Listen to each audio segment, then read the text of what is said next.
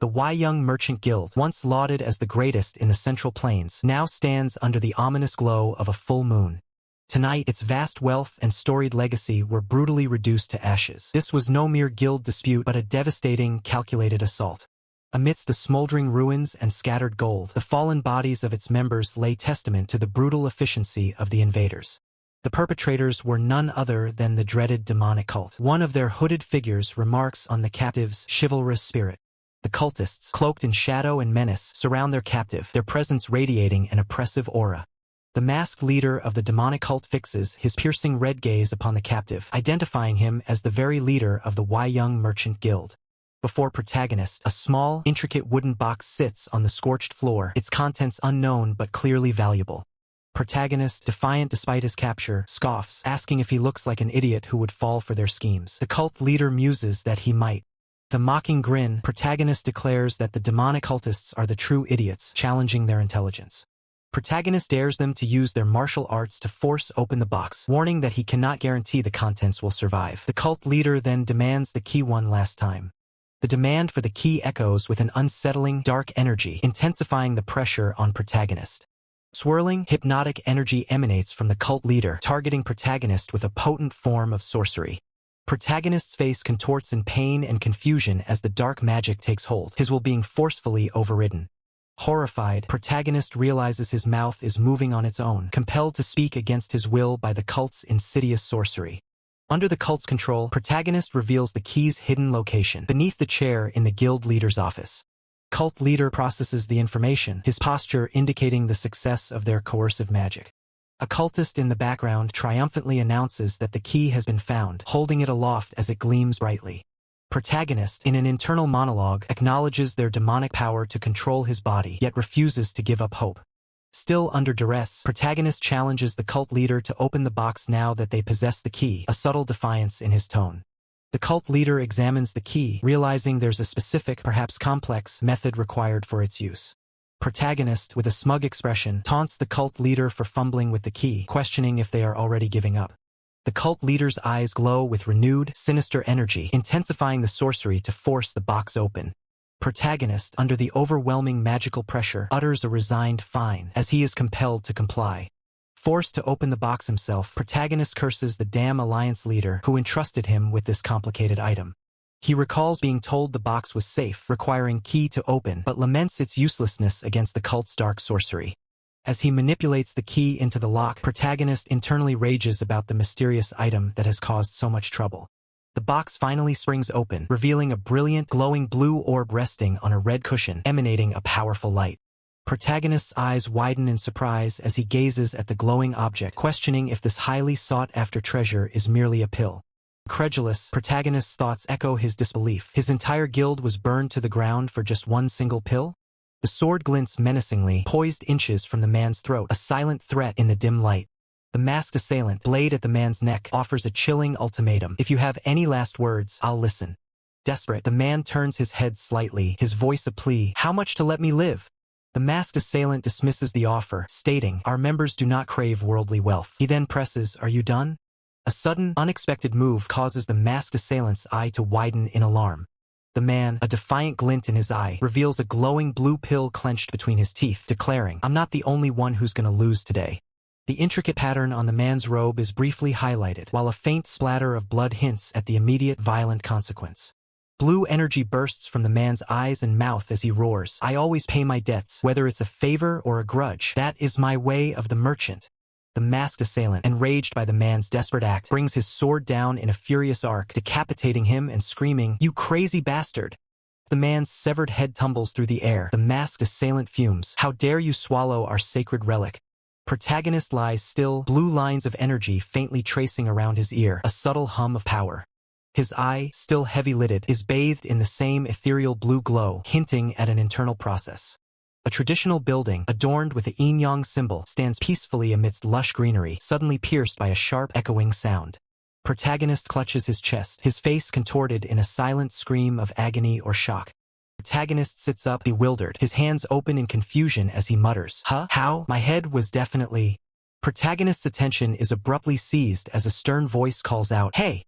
The stern elder looms over protagonist, his face etched with disapproval, chastising him. How dare a disciple of the way be so lazy? Protagonist's eyes widen in shock as a dawning realization hits him. Wait, this man is... Protagonist's internal monologue continues, identifying the elder with disbelief. Taoist Chonghyan of the Wudong sect? The stern elder's firm jawline and beard are highlighted, emphasizing his unyielding presence. The stern elder commands, snap out of it and get up, while protagonist, still reeling, wonders internally, what the hell is going on? Stern elder stands before a line of sword-wielding disciples, a scene that triggers a profound realization in protagonist. It's been over 30 years since I was a lay disciple of Wudong. Focusing on the stern elder's unchanging appearance, protagonist's thoughts race. I was expelled shortly after, but I remember Chonghyan was my master. Why is he standing right in front of me, looking exactly like he did back then? Protagonist looks down, his brow furrowed in deep thought, his mind racing, and besides all that, a glowing bamboo scroll materializes before him, listing various skills and prices, causing protagonist to exclaim, "What on earth is this?" Protagonist observes the floating, C-shaped bamboo scroll, noting its seemingly ordinary appearance despite its extraordinary function. It looks like a normal bamboo scroll. Protagonist's gaze sharpens on the C-shaped bamboo scroll, a flicker of understanding dawning. He realizes this seemingly ordinary object might be the sole clue to the extraordinary events unfolding around him, compelling him to examine it more closely. His thoughts race as more ethereal items materialize, including the legendary Heavenly Eyes, a divine power once attributed to the Buddha himself, and the body of the martial king. Protagonist can only conclude that the sheer value and nature of these items are utterly preposterous. A closer inspection reveals a specific item, Agile Movement Rank 9, offered at a shockingly low price of just 3 copper coins, marked with a beginner's discount. Protagonist's eyes widen, his expression a mix of disbelief and dawning comprehension, as the bamboo scroll above him radiates with an intense, otherworldly glow. A stern-faced man in traditional robes listens as protagonist, from off-panel, respectfully addresses him as master and poses a question. The man, with a hint of impatience, demands to know what protagonist wants.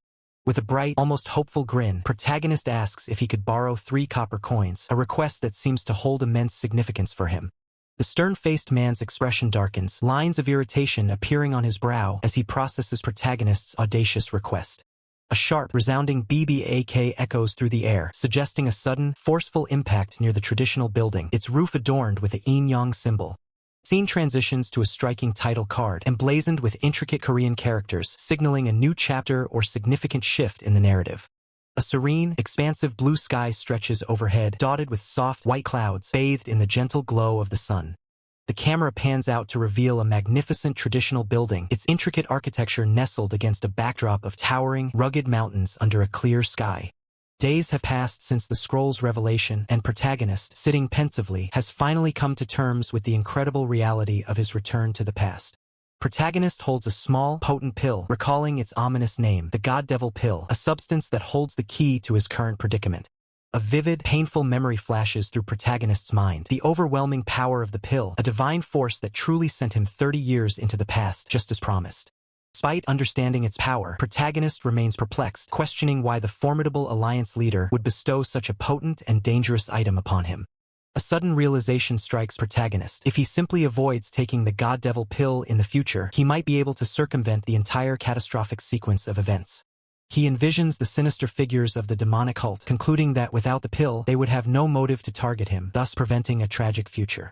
A mischievous grin spreads across protagonist's face as he imagines a future overflowing with wealth, where he can become an even more formidable tycoon than in his previous life. An unseen male voice cuts through the peaceful sky, questioning if this is protagonist's chosen spot for slacking off. The male voice continues, asking protagonist pointedly if he intends to neglect his martial arts practice.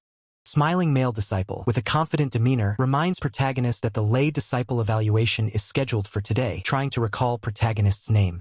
Protagonist identifies the smiling disciple in his mind as John Oh-soo, the son of the prestigious Wuhan money house family, a detail he remembers from his past life. Protagonist scoffs at the idea of the evaluation, dismissing its importance by noting that lay disciples like them are destined never to become main disciples.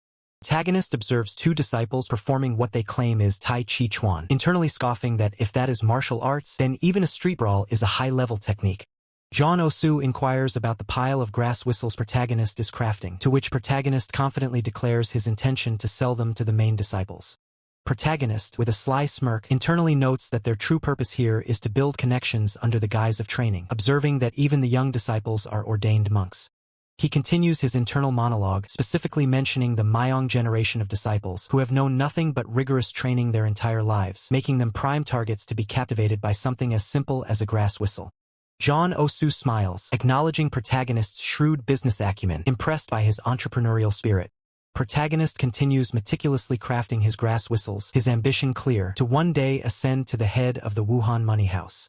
Protagonist observes a fellow disciple expertly playing a grass whistle, reflecting on his past life where he was kicked out after only a month. Despite their previous lack of closeness, protagonist recognizes the value in befriending this skilled individual, noting his surprising talent. Customer, impressed by the quality, requests a whistle with a compliment on the craftsmanship. Protagonist promptly quotes the price, "That'll be 3 copper coins." With a final wave, Shroomhua departs, wishing protagonist good luck with his sales. Protagonist stands silently, his thoughts obscured, as he watches Shroomhua walk away. A confident smirk crosses protagonist's face as he declares his success in acquiring the necessary funds, a stack of ancient scrolls shimmering beside him. Protagonist ponders how to activate the scroll, noting the agile movement, rank 9 skill available for 3 copper coins, a beginner discount. He theorizes that if the legendary God Devil pill exists, then this system should also be within his grasp. A sudden system notification box appears, declaring agile movements. Purchase complete, startling protagonist, who exclaims his shock. Protagonist questions if the purchase was activated purely by thought, then tests his newfound agility by stretching a rubber band, noting that he doesn't feel any immediate difference. A sudden, sharp AHH escapes protagonist's lips, his eyes wide with surprise as he reacts to an unseen event. An enraged disciple seizes another, bellowing, "You dare call those pathetic swings Tai Chi Chuan?" The victim winces in pain, managing only a pained ugh. The young disciple takes an aggressive stance, threatening to snap both arms of his opponents, his face contorted in anger. The enraged disciple glares furiously, unleashing a torrent of insults, calling his opponents arrogant little shits. The enraged disciple's defiant challenge is abruptly cut short as a blindingly fast strike impacts the ground, kicking up dust. A flash of incredible speed, the young disciple closes the distance, seizing the enraged disciple's arm with precise control, leaving him stunned. The enraged disciple's face contorts in disbelief, utterly shocked by the young disciple's speed, exclaiming, "What? He's too fast." The young disciple's thoughts betray his arrogance, as he scoffs at the idea of a mere lay disciple challenging a main disciple. Suddenly, a blur of motion streaks across the courtyard as protagonist enters the fray with astonishing speed. Protagonist appears between the combatants, startling the young disciple as he politely, yet firmly, interjects, "Excuse me." Protagonist steps forward, performing a respectful martial arts greeting as he introduces himself as a lay disciple. With a calm demeanor, protagonist suggests to the young disciple, "Why don't you let my friend go before we talk?" The young disciple glares, retorting, "You came all the way here just to say that?" His fury escalates as he declares, "I can talk just fine after I break his arm." With surprising nonchalance, protagonist states, "Honestly, I don't care what you do to him," much to the dismay of the victimized disciple. Victimized disciple looks up with a glimmer of hope as protagonist continues, "It's just..." Protagonist's eyes gleam with cunning as he reveals his true intention. "I've got a very special item for sale. Care to take a look before you decide?" The bright, clear sky above suggests a moment of calm, broken only by a soft, distant sound. Shroomhua, his long hair braided, stands observing the distant trees, a subtle twitch indicating his awareness of the unfolding events. As Shroomhua sensed the subtle shifts in the air, down below, protagonist stood on a winding path, his gaze sweeping over the majestic Wudong sect buildings nestled amidst the rugged mountains. The impressive architecture of the main sect hall, adorned with the iconic yin-yang symbol, gleamed under the bright, clear sky, a testament to its ancient heritage. Protagonist, however, found himself preoccupied, internally lamenting that his own skills couldn't quite match the legendary John Osu. With nimble fingers, protagonist deftly twisted a blade of grass, meticulously crafting it into a makeshift flute. Despite his self-critique, protagonist confidently wondered if his current efforts were sufficient, then cleared his throat, drawing the attention of the 2 young disciples who watched him with wide-eyed curiosity. One of the young disciples, introducing himself as Mayong Jiang from the main sect, politely inquired if they might be allowed to try playing the grass flute. The knowing smirk, protagonist lectured the eager young men, explaining that once a musical instrument touched someone's lips, its value inherently dropped, causing the young disciple to hesitantly accept this peculiar logic.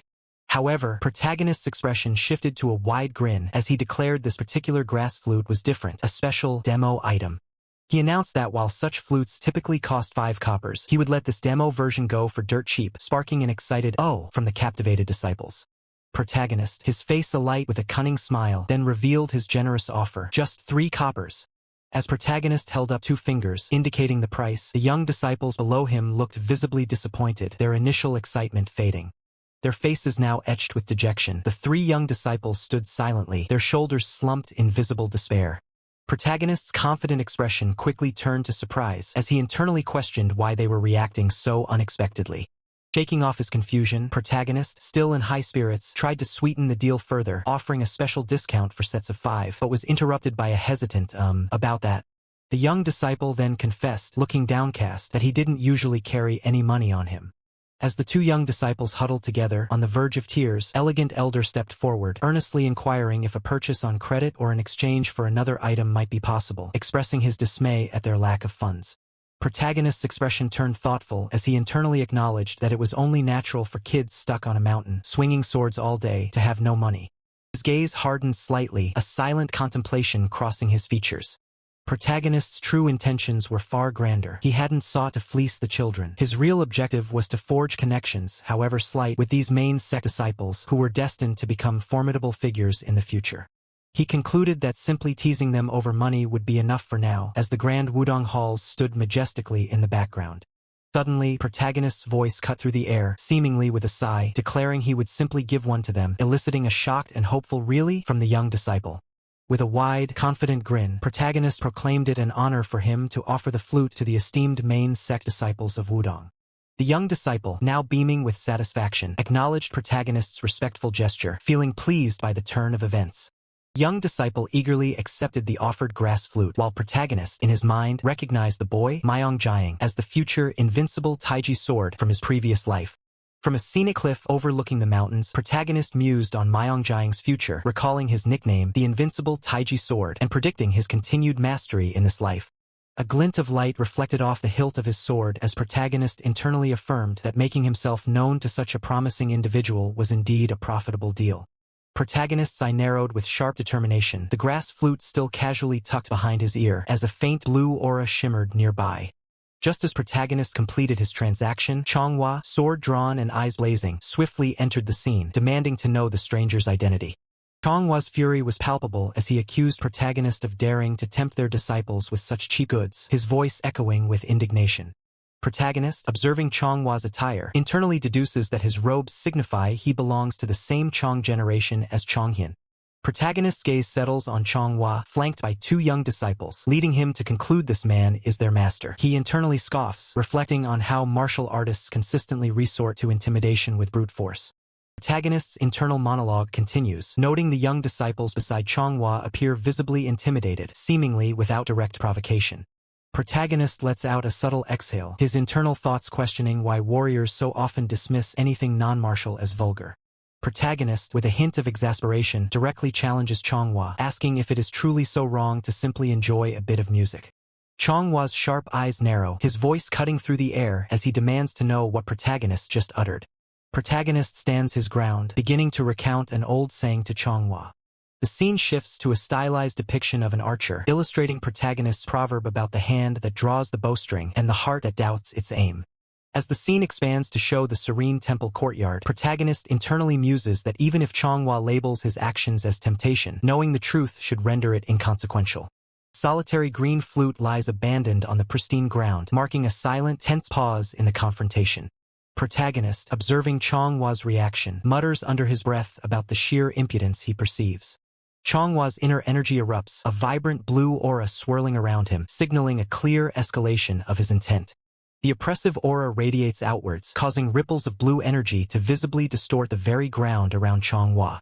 Manhwa's face contorts with fury, his voice sharp as he questions if Protagonist's words are an insult to Wudong's sacred rules. Meanwhile, Protagonist internally protests the unfair use of inner energy. Protagonist visibly strains under the immense pressure, internally complaining about the unfair use of inner energy, yet simultaneously reassuring himself that Manhwa's display is merely an attempt to intimidate him. As Manhwa's hands continue to crackle with energy, Protagonist maintains his internal conviction that Wudong, despite its reputation, would not resort to killing someone over such a trivial matter. With a resolute expression, protagonist clasps his hands and declares a proverb, asserting that a tree cannot possibly stand against the force of the wind. A subtle smirk plays on Chonghwa's lips as he finishes protagonist's proverb, adding that all the tree can do is pray it doesn't break. Chonghwa bursts into hearty laughter, acknowledging protagonist's unexpected courage and backbone. Chonghua internally marvels at protagonist's composure, speaking calmly despite the oppressive aura. Protagonist, realizing the source of his discomfort, internally acknowledges the aura pressure as a technique of spreading inner power to create an intimidating presence. Chonghua, conceding, declares that grass flutes sound like decent entertainment and agrees to purchase them all, inquiring about the total cost. Protagonist promptly replies that with 15 flutes, the total comes to 75 coppers. Protagonist, ever the shrewd merchant, attempts to negotiate, reminding Chonghua of a discount for buying in sets of 5. Chonghua, however, swiftly counters that the special discount applies only to minors. Protagonist, with a mischievous grin and a respectful bow, subtly pressures Chonghua, suggesting that a revered master of wudong would surely not stoop to paying the children's discounted price. As Chonghua places a note into protagonist's hand, he internally labels the young man a ridiculous brat for his persistent negotiations. Chonghua hands protagonist a 100 copper note, instructing him to keep the change as payment for the attempted intimidation. Protagonist, holding the money, internally calculates that his life being tested was worth 25 coppers, deeming it a not-so-bad deal. Protagonist, still in the spacious courtyard, respectfully asks Chonghua for his Taoist name. Chonghua, in turn, realizes with a hint of surprise that protagonist genuinely did not know his identity. With a composed expression, Chonghua finally reveals his name. I am Chonghua.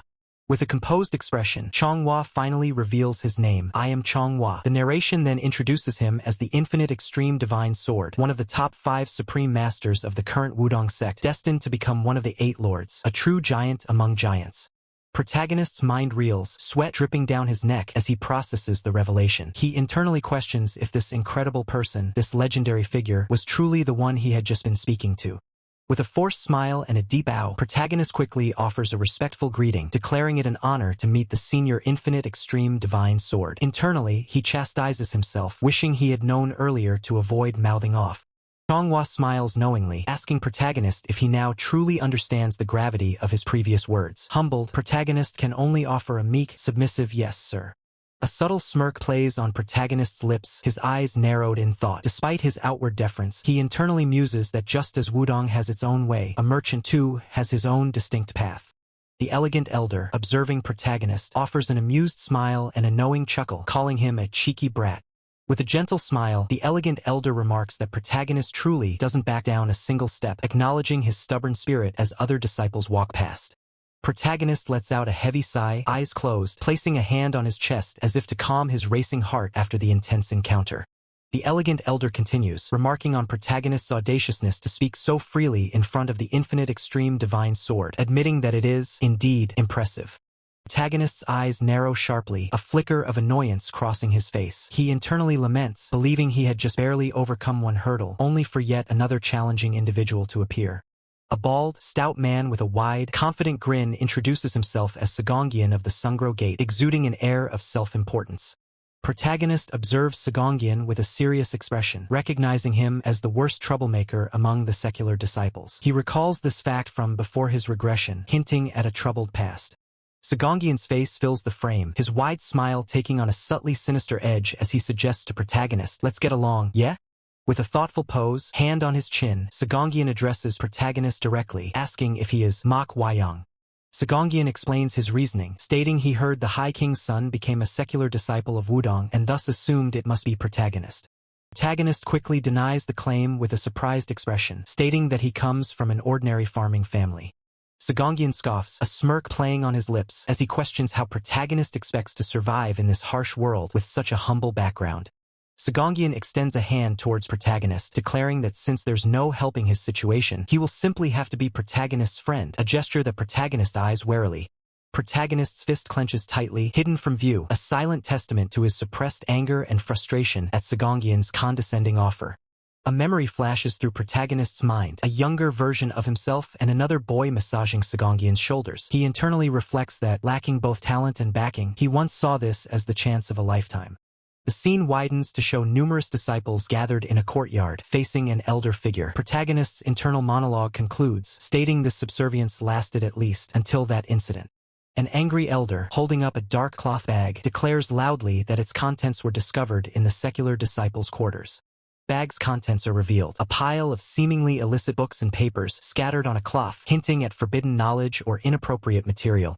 The surrounding disciples react with gasps and shocked murmurs, covering their mouths in disbelief at the scandalous discovery.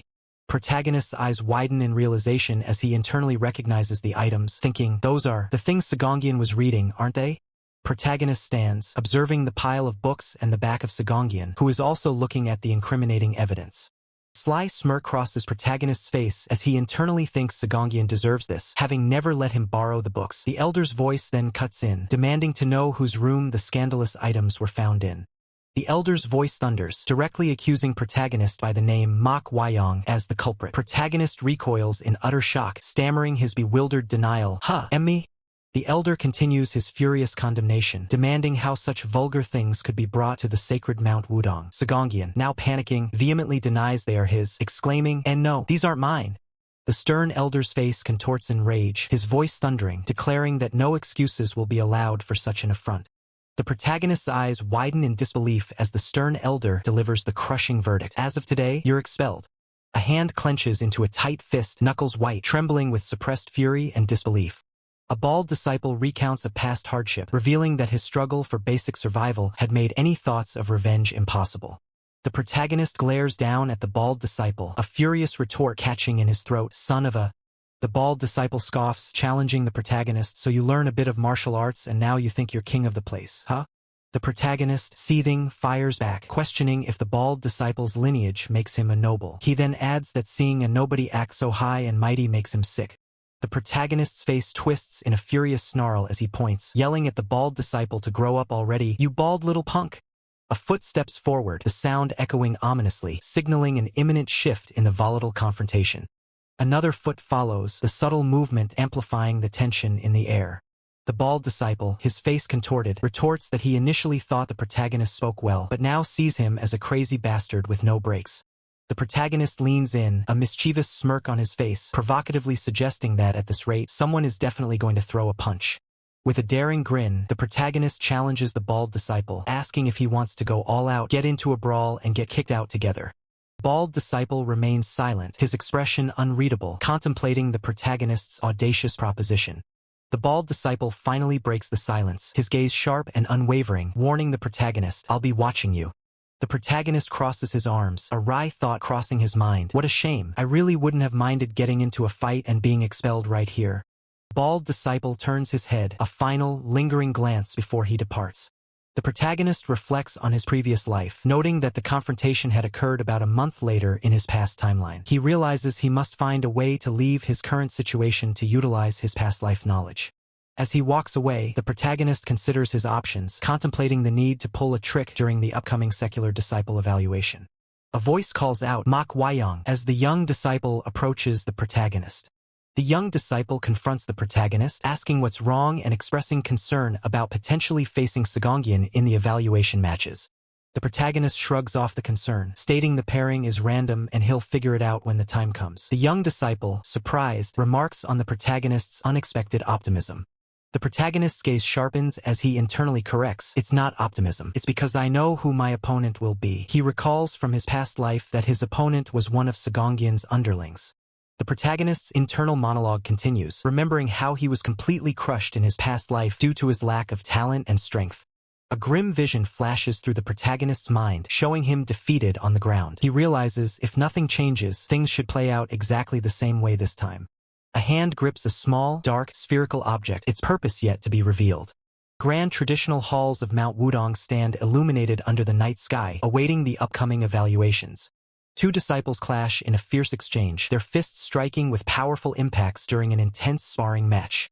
A stern-faced man with a neatly trimmed beard and topknot observes the ongoing matches with a critical eye.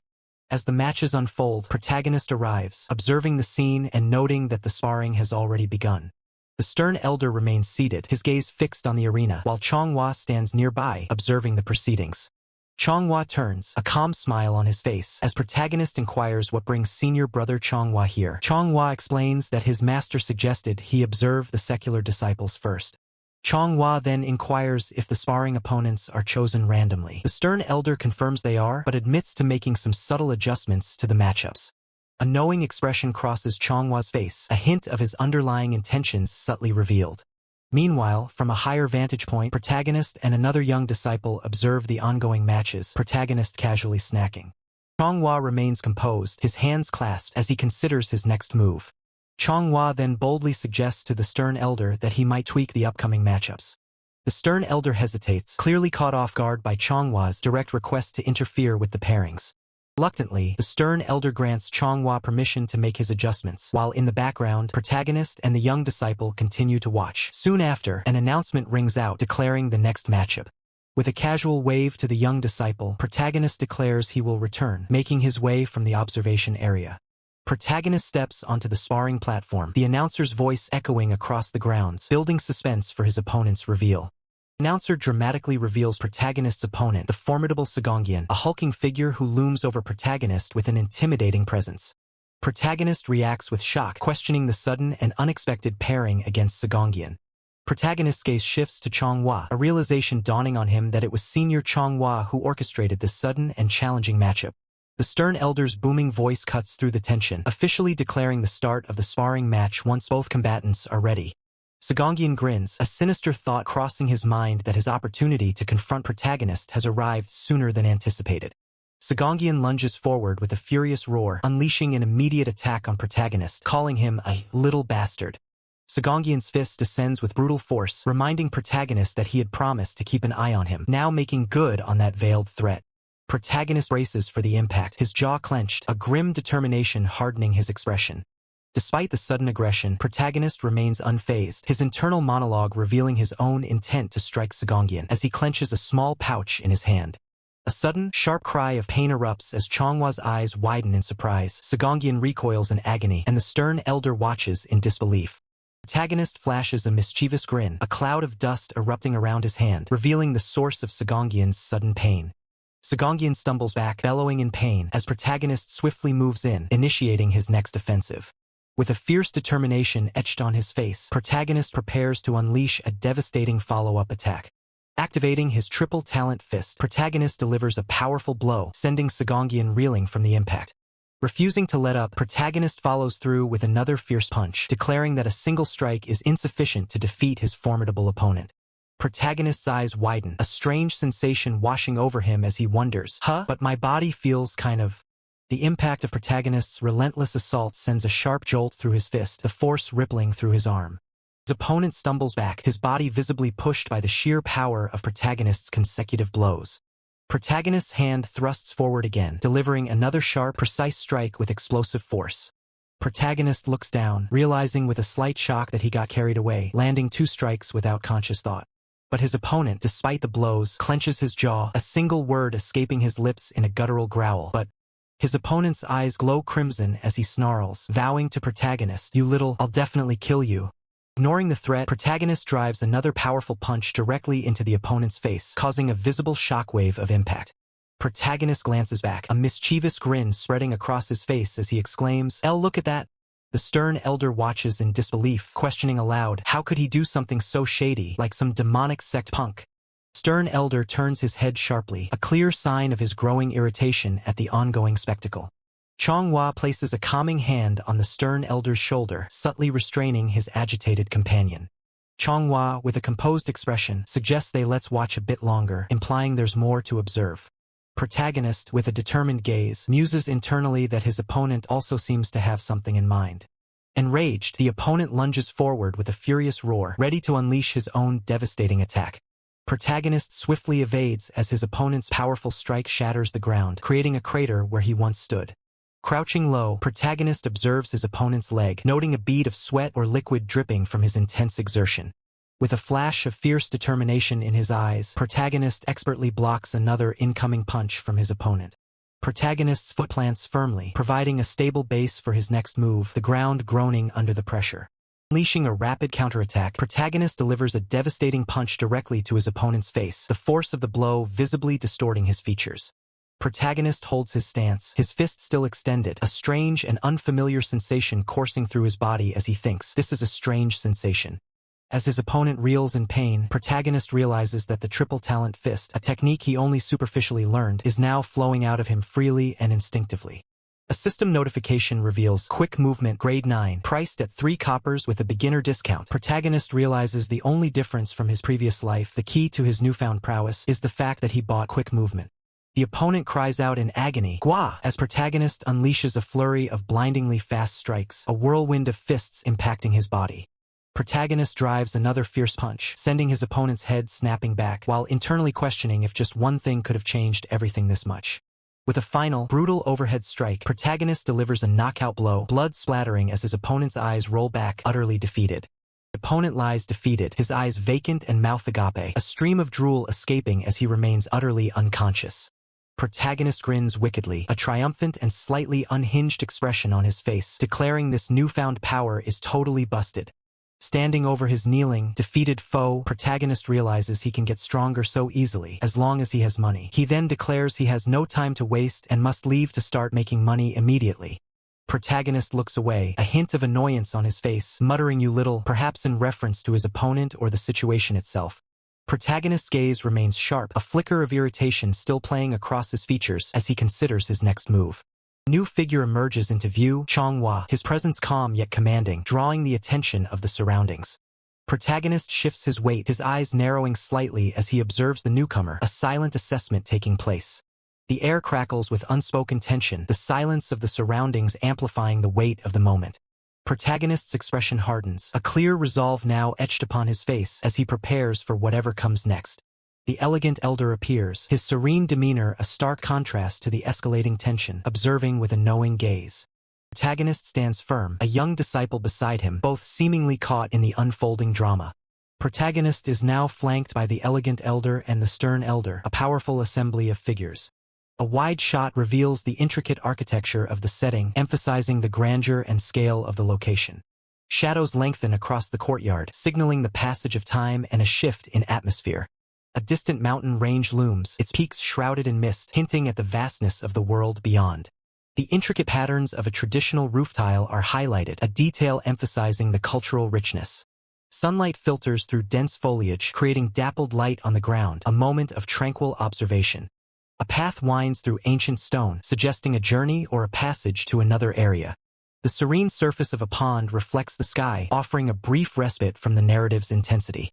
Single, blossoming flower stands out against a muted background, a symbol of beauty amidst potential conflict. The grand entrance to a hall is shown, its doors slightly ajar, inviting speculation about what lies within. Intricate carvings adorn a stone wall, depicting ancient tales or mythical creatures, adding depth to the world. A wide, open space is captured, perhaps a training ground or a gathering area, awaiting new events. The wind rustles through tall trees, creating a sense of movement and natural energy within the scene. A close-up on a traditional lantern, its soft glow hinting at evening or an intimate moment. Series of steps ascend into darkness, suggesting a hidden path or a challenging ascent. The intricate details of a wooden beam are shown, showcasing the craftsmanship of the environment. A distant view of a village or settlement nestled amongst hills, painting a picture of civilian life. Texture of rough stone, weathered by time, fills the frame, grounding the scene in reality. A lone tree stands majestically, its branches reaching towards the sky, symbolizing resilience. The soft glow of moonlight illuminates a courtyard, casting long, dramatic shadows. Swift, blurred motion across the frame, hinting at unseen activity or a rapid transition. The intricate details of a traditional pattern on a fabric or banner are brought into sharp focus. The vast, open sky dominates the frame, suggesting boundless possibilities or an impending change in fate. The vast, open sky dominates the frame, suggesting boundless possibilities or an impending change in fate. And indeed, the protagonist unleashes a devastating punch, connecting squarely with his opponent's face, demonstrating an undeniable, raw talent for martial arts. Despite the protagonist's clear aptitude, a senior figure in the foreground, with a hand to his chin, declares that Wudong's strict rules demand punishment. Shroomhua, standing behind him, gravely concurs, acknowledging the necessity. Shroomhua's stern gaze intensifies as another voice addresses him, seeking his counsel on the matter of the protagonist's impending judgment. The elegant elder, with a thoughtful smile and a finger to his chin, poses the crucial question: what form should the protagonist's punishment take? With a resolute expression, the stern elder announces the verdict: the protagonist will serve for a time in the Sex Treasury Pavilion. The stern elder then instructs the protagonist to accept this assignment as a benevolent consideration from Master Shroomhua, urging him to be grateful for the leniency. A young disciple, standing beside the stern elder, voices his confusion, questioning why they aren't simply expelling the protagonist outright instead of giving him a new post. The protagonist's eyes widen in disbelief and a hint of surprise as he internally processes the news. They aren't expelling him after all. Clutching his head in bewildered frustration, the protagonist recalls his previous life, where he was kicked out for far less, wondering why the rules seem to have changed so drastically now. Slumped on the ground in disbelief, the protagonist laments that this unexpected turn of events is completely disrupting his carefully laid plans, much to the young disciple's amusement. A chibi version of the young disciple playfully pats the annoyed protagonist on the back, suggesting that not being expelled should surely be considered a good outcome. Young disciple, with an encouraging smile, compliments the protagonist's apparent talent and urges him to work harder, aiming to become a main sect disciple. The protagonist, however, looks utterly unimpressed and dismissive, scoffing at the notion of his own talent. A flashback illustrates his internal monologue, showing his past self as a merchant attempting martial arts, only to be completely hopeless at physical movement. System interface, appearing as glowing bamboo slips, is revealed to be his martial talent shop, a unique ability that allows him to acquire skills. With a resigned sigh and closed eyes, the protagonist brings the conversation to a close, accepting his fate for now. Waving goodbye to the young disciple, the protagonist declares his intention to head to the treasury pavilion, while the young disciple bids him to take care. Stretching his arms behind his head, the protagonist reflects that his original goal of being quickly expelled is now off the table, forcing a change in his approach. As he approaches the treasury pavilion, the protagonist recalls its role in Wudong's finances, deciding that he might as well try to gain as much as possible from his new situation. However, his confident expression quickly shifts to one of shock and realization, as he admits he might have underestimated the situation. A figure with long, dark hair and a calm demeanor is revealed, hinting at the surprising encounter awaiting the protagonist. The serene smile of Shroomhua fills the frame, confirming his presence and the protagonist's unexpected supervisor. Standing amidst towering shelves of scrolls, the protagonist, wide-eyed, voices his astonishment at realizing that Master Shroomhua is the elder in charge of the treasury pavilion. Shroomhua calmly explains his actual affiliation with the archery pavilion, but then drops a bombshell. The protagonist's new role will be that of a courier. The protagonist can only stammer in disbelief. Sweeping view of Wudong's vast, mountainous landscape highlights the sheer scale of the courier task. The protagonist internally panics, realizing the farthest pavilions are 2 hours away and his lack of Lightfoot art would bring Wudong's operations to a grinding halt. With a reassuring smile, Shroomhua dismisses the protagonist's concerns, stating that he is merely an extra pair of hands, implying the task won't be as demanding as he fears. Shroomhua, still smiling, declares their meeting to be fate and offers to personally guide the protagonist around Mount Wudong, instructing him to follow. Shroomhua turns his gaze towards the protagonist, a subtle, knowing smile playing on his lips, as if relishing the unfolding situation. As Shroomhua addresses him by his true name, Manwua, the protagonist's face contorts into a wide, unsettling smile, while his internal thought screams a single, despairing truth: he's utterly screwed. The Wudong pavilion stood silent under the shroud of night, their ancient forms illuminated by flickering torchlight, a stark contrast to the protagonist's internal turmoil. He knew the treacherous layout of Mount Wudong all too well, a labyrinth of over 10 pavilions, many nestled in impossible locations requiring sheer cliff climbs. His second chance at life was too precious to end with a pathetic, accidental fall from one of those perilous heights. With soft, deliberate steps, he tiptoed through the silent halls, a single question echoing in his mind: what was the best course of action now? The protagonist broke into a desperate sprint, his footsteps echoing faintly across the courtyard as he began his midnight escape. His face contorted with grim determination. A midnight escape was the only answer to his predicament. Above the ancient roofs, the full moon hung like a silent observer, casting long shadows over Mount Wudong as the protagonist fled. He paused, a furrow in his brow, deep in thought about his next move. He had only just stepped out of the dorm, yet the darkness was absolute, disorienting him in the unfamiliar terrain. He clutched the crumpled note Shroomhua had given him, lamenting that he couldn't buy anything from the martial talent shop, as they wouldn't accept notes for a grade 9 dark adaptation. Torch flared to life, its warm glow cutting through the oppressive darkness, signaling that he had no choice but to press on. Clutching the torch, the protagonist's eyes hardened with resolve. He would force his way through the darkness. As he descended the treacherous cliffside stairs, he acknowledged the risk of being spotted by the torch, but refused to let his second life end with a stupid fall in the dark. A confident smirk played on his lips as he rationalized that Mount Wudong was too vast for them to catch him right away. His confident smile remained, even as he sensed an unexpected presence nearby, torch held steady in his hand. His internal monologue was cut short by a stark realization. They had caught him. Instantly, a stern voice demanded to know who was there, and the protagonist, startled, quickly stammered that he was merely an ordinary herb gatherer. He continued his fabricated story, explaining to the two figures that he had been picking herbs, dozed off for a moment, and before he knew it, night had fallen. One of the guards, skeptical, remarked that it was the first time he'd seen a herb gatherer fall asleep while working, even as the protagonist insisted it was true. To prove his point, the protagonist held out his hand, revealing a small bundle of leaves he claimed were the herbs he had picked. The two guards exchanged glances, one questioning if these were even herbs, while the other shrugged, admitting he wouldn't know. Protagonist, with a smug grin, internally admitted he had anticipated this, simply ripping up random weeds, certain they wouldn't know the difference. The guards, meanwhile, quietly questioned what to do if he wasn't truly a herb gatherer. One of the guards, deciding to let it slide, advised the protagonist to be careful going down, to which he gratefully replied. With renewed vigor, the protagonist swiftly descended the stairs, exulting that he had made it past the sentries and that descending the mountain would now be quick. He sped towards the final gate, convinced that once he was past it, his escape would be complete. A triumphant smirk spread across his face. He believed no one would be able to stop him now. Suddenly, Chonghua's voice cut through the night, calling out the protagonist's true name, Wyong. The protagonist froze, his body tensing in shock as the voice echoed, shattering his fleeting sense of victory. He whirled around, a wave of dread washing over him as he recognized that damned voice. "Where are you rushing off to?" A chilling smile spread across Chonghua's face as he uttered a single, ominous phrase. "Don't tell me!" Chonghua's ominous smile widens as he directly challenges protagonist, revealing he knew of his attempt to leave the sect all along. Protagonist, recognizing his pursuer, exclaims Chonghua's name in exasperation and surprise.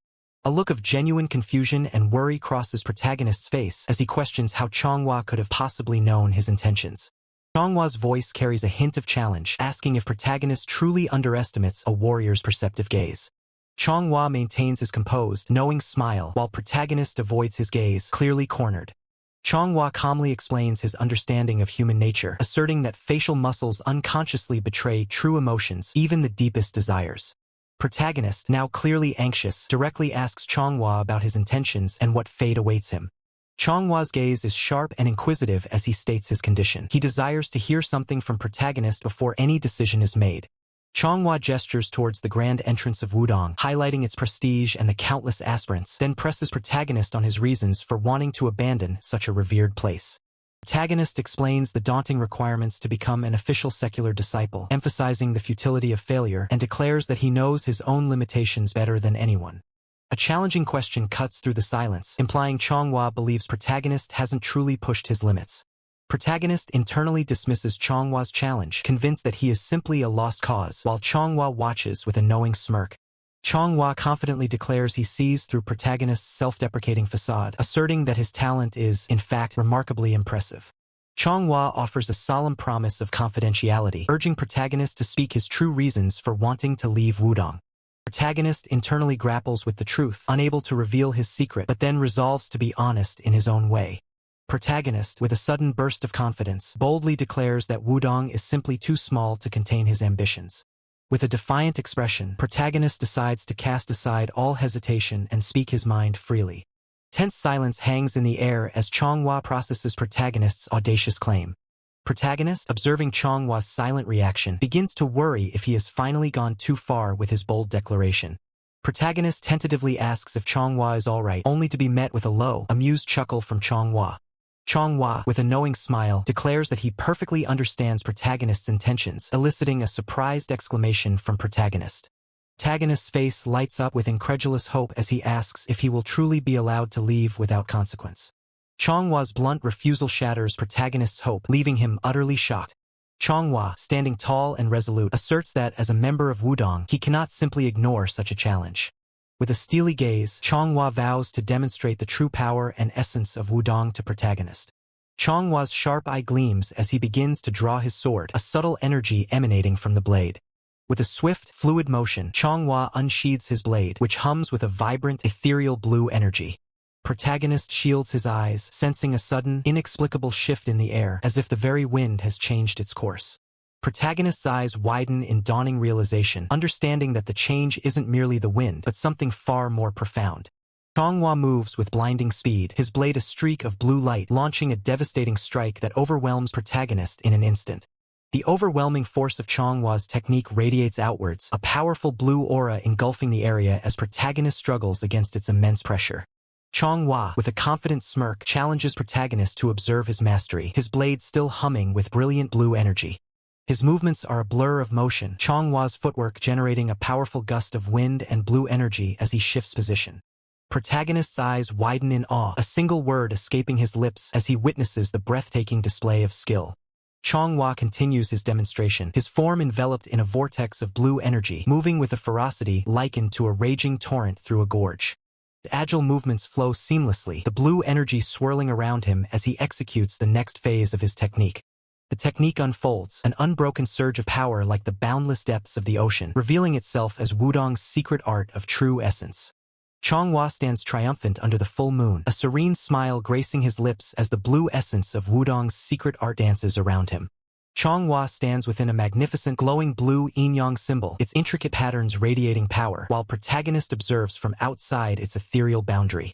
Protagonist looks on, his expression a mixture of surprise and contemplation, a small, flickering flame held in his hand. Manhwa then asks protagonist if he has begun to grasp the essence of what he's witnessed. Protagonist pauses, deep in thought, before admitting that one particular question still lingers in his mind.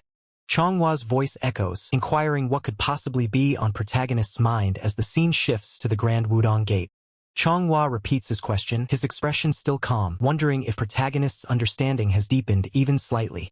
Protagonist again pauses, his gaze distant, reiterating that a single curiosity persists. Manhwa holds up a small, intricate pendant, reminding protagonist of his earlier skepticism regarding Wudong's true capabilities. Manhwa explains that his demonstration was precisely to reveal the profound depth of Wudong's martial arts to protagonist. The two stand opposite each other, Manhwa radiating a calm blue aura while protagonist still clutches his small, vibrant flame. The confident smile and blue energy swirling around his hand, Manhwa declares that there is no one Wudong cannot control or overcome. Protagonist throws his head back in exasperation, internally lamenting how every conversation with martial artists inevitably circles back to their craft. He gripes internally, comparing the idea of a future tycoon becoming a priest to trying to force a boulder into a gourd, deeming it an impossible feat. Manhwa, with a hint of surprise, apologizes for his earlier slip of the tongue, but protagonist quickly interjects. Protagonist vehemently declares, his voice rising, that despite everything, he still cannot remain in Wudong. Manhwa turns his head slightly, his expression contemplative, and simply asks protagonist for his reasoning. Protagonist, visibly annoyed and clutching his flaming stick, defiantly retorts with a simple, just because, and challenges Manhwa on what he intends to do about it. Manhwa, with a hand thoughtfully resting on his chin, questions protagonist's defiance, stating that the person involved refuses, and challenges protagonist on his next move. Manhwa continues, remarking that protagonist seems utterly unaware of his own prodigious talent. Protagonist, taken aback, can only utter a confused, "Excuse me?" Manhwa elaborates, using a proverb about falling into a well by one's own doing, implying he cannot idly watch protagonist make a mistake. Protagonist, still holding his flaming stick, demands to know what Manhwa means by such cryptic words. Manhwa then clarifies his stance directly, informing protagonist that he is forbidden from leaving Wudong without Manhwa's explicit permission. Manhwa presses further, reminding protagonist that his entry into Wudong was due to his father's donation, implying his parents wouldn't object. He then adds, with a hint of satisfaction, that they might even be pleased knowing he'd be personally overseen by Manhwa. Protagonist's face contorts in visible distress. Overwhelmed, protagonist finally explodes, screaming in utter frustration and demanding to know why Manhwa is so intent on keeping him imprisoned within Wudong. Protagonist's flaming stick glows brighter as he passionately declares himself to be nothing more than the child of a humble farmer, emphasizing his perceived insignificance. With Manhwa's back turned, protagonist continues his desperate plea, questioning why the esteemed Wudong sect, which seemingly lacks for nothing, would ever want to keep someone as ordinary as him. His eye wide with a mix of confusion and indignation, protagonist trails off, unable to comprehend Manhwa's strange insistence. With a knowing smirk, Manhwa finally offers his infuriatingly simple answer, pointing a finger upwards as he states, "Just because." Suddenly, a system notification appears, declaring protagonist has become a temporary main sect disciple of Wudong. Protagonist, wide-eyed and perplexed, can only question the term, temporary? Manhwa explains that it's simply too difficult for him to properly oversee protagonist's progress while he remains a mere lay disciple.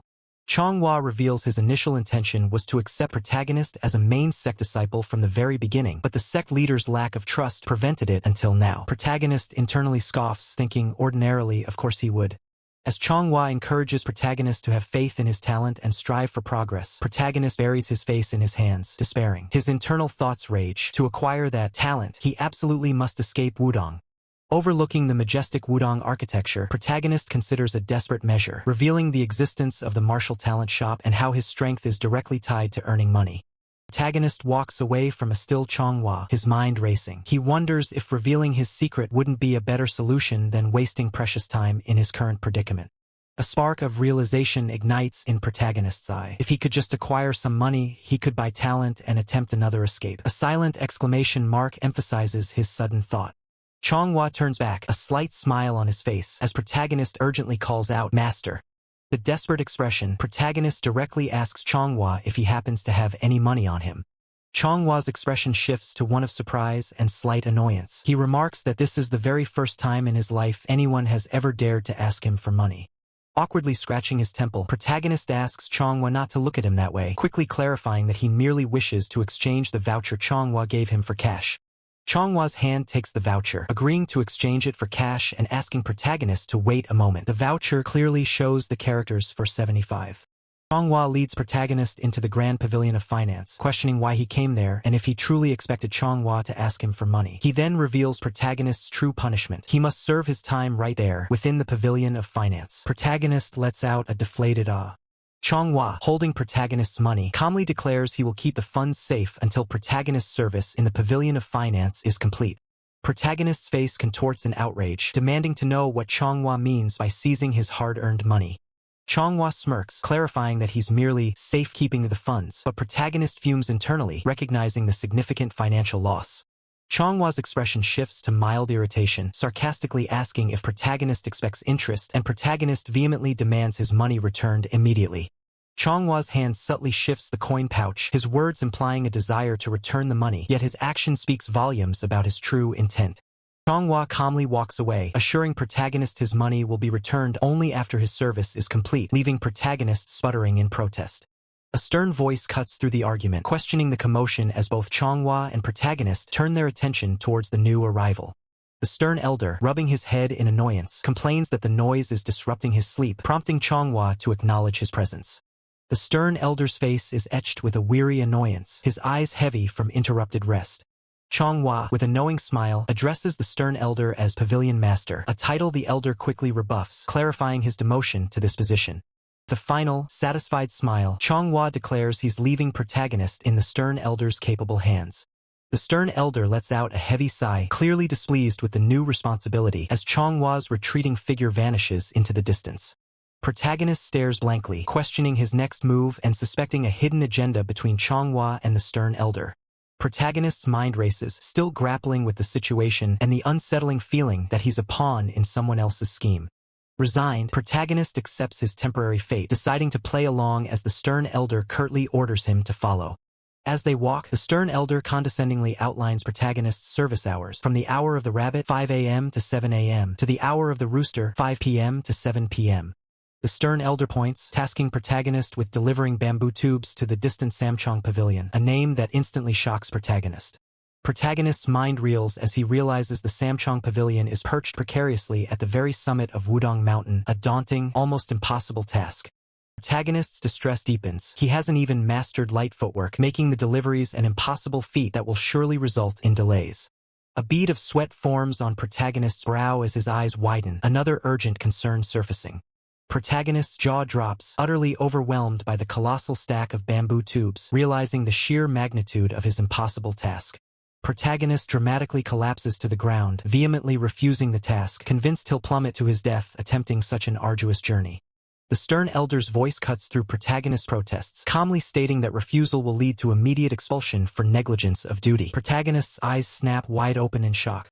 Stern elder's chilling words reveal the ultimate penalty for expulsion, the destruction of protagonist's dantian, a fate worse than death for any martial artist.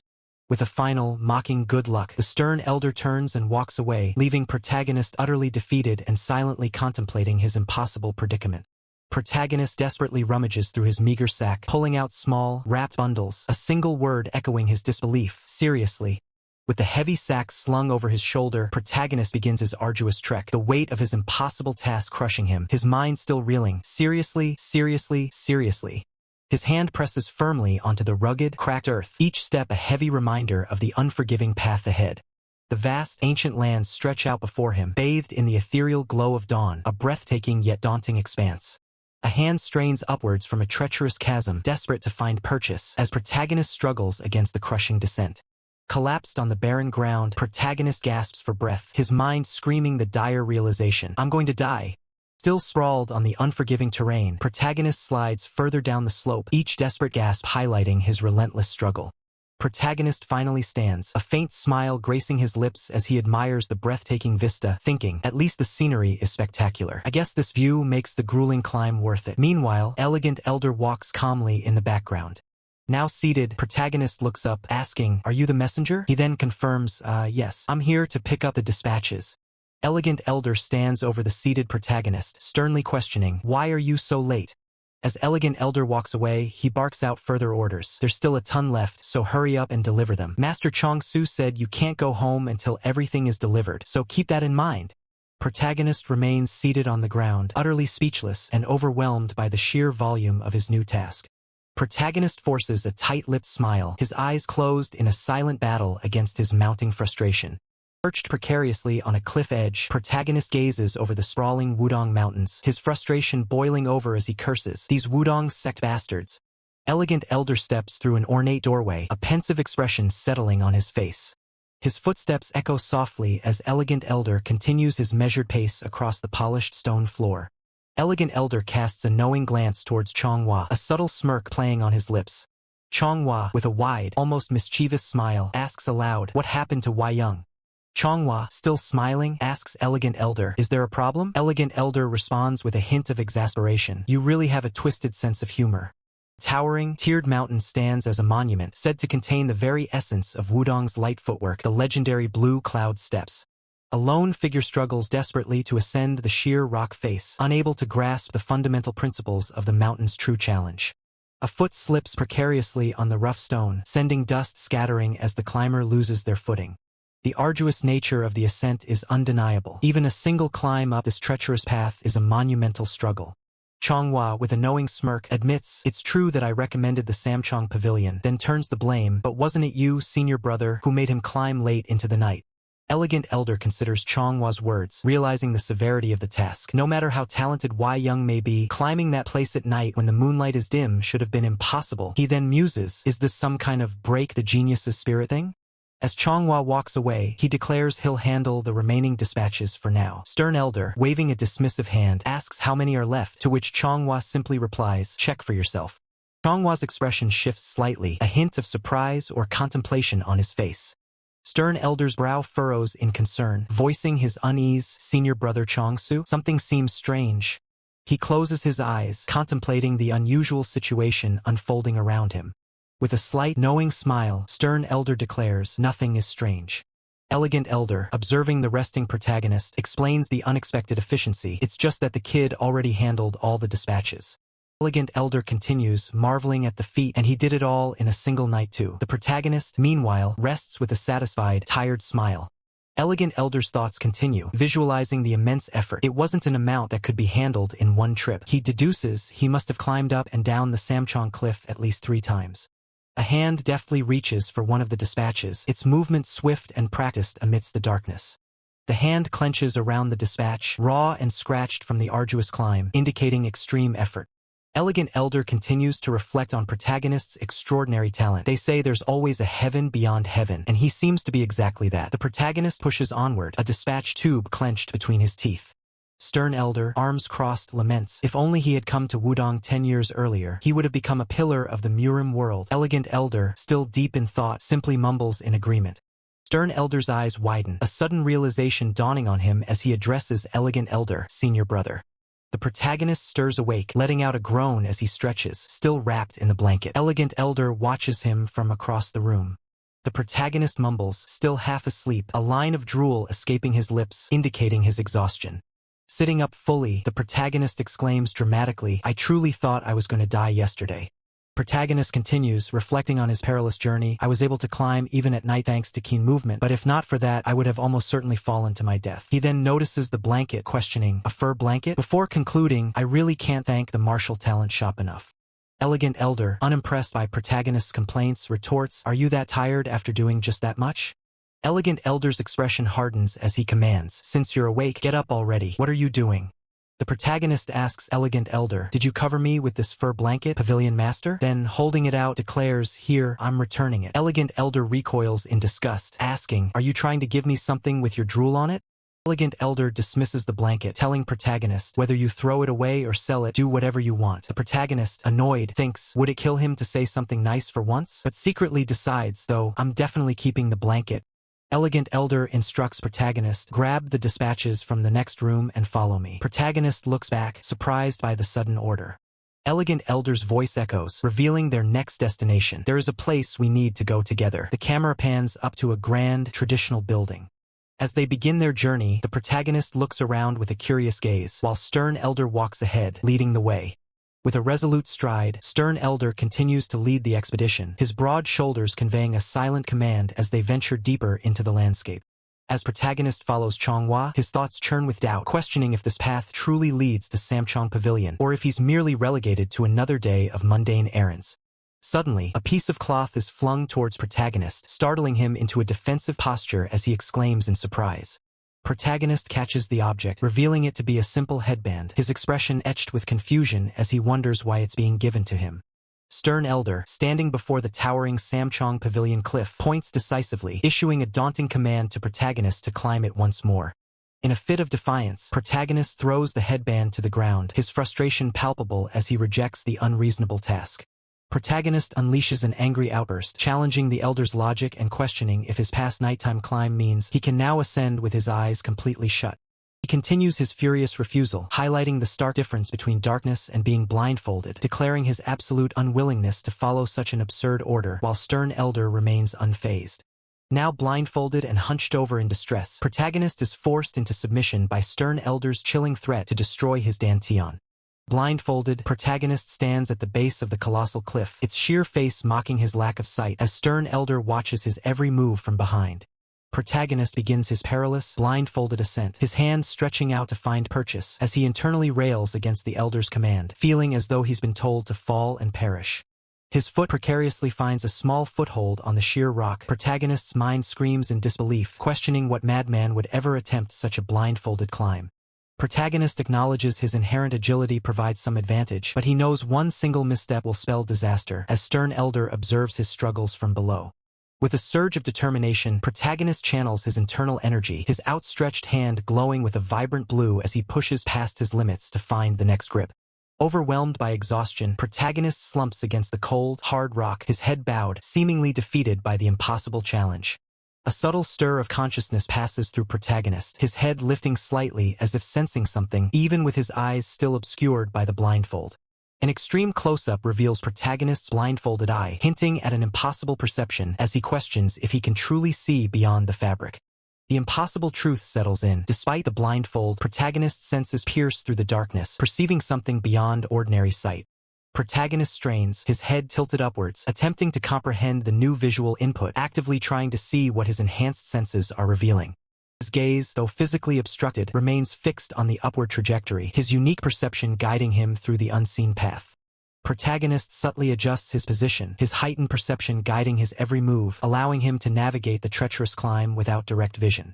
Activating his inner energy, protagonist's hand glows with an ethereal blue, reaching out to find a secure grip on the rock face, his new ability manifesting to aid his ascent. Despite the newfound perception, the physical strain is evident on protagonist's face, his breath coming in ragged gasps as he pushes through the immense exertion of the climb. As his glowing hand grips the cliff, protagonist has a profound realization. His heightened senses aren't revealing a clear path, but something far more fundamental about the mountain itself. As his glowing hand grips the cliff, protagonist has a profound realization. His heightened senses aren't revealing a clear path, but something far more fundamental about the mountain itself. Now, a faint blue aura envelopes protagonist's foot, a resonant hum of energy echoing through the rock beneath him. Suddenly, the only right path appears across the treacherous mountain terrain. It's a single, luminous path, intricately created for a specific, unknown purpose, guiding protagonist forward. Protagonist assumes a low, focused crouch, his hands gripping the uneven stone, his gaze sharp and intent as he prepares to navigate the newly revealed route. With each successive step, protagonist moves with newfound grace, his internal energy flowing naturally, perfectly in rhythm with his every movement, as if guided by an unseen force.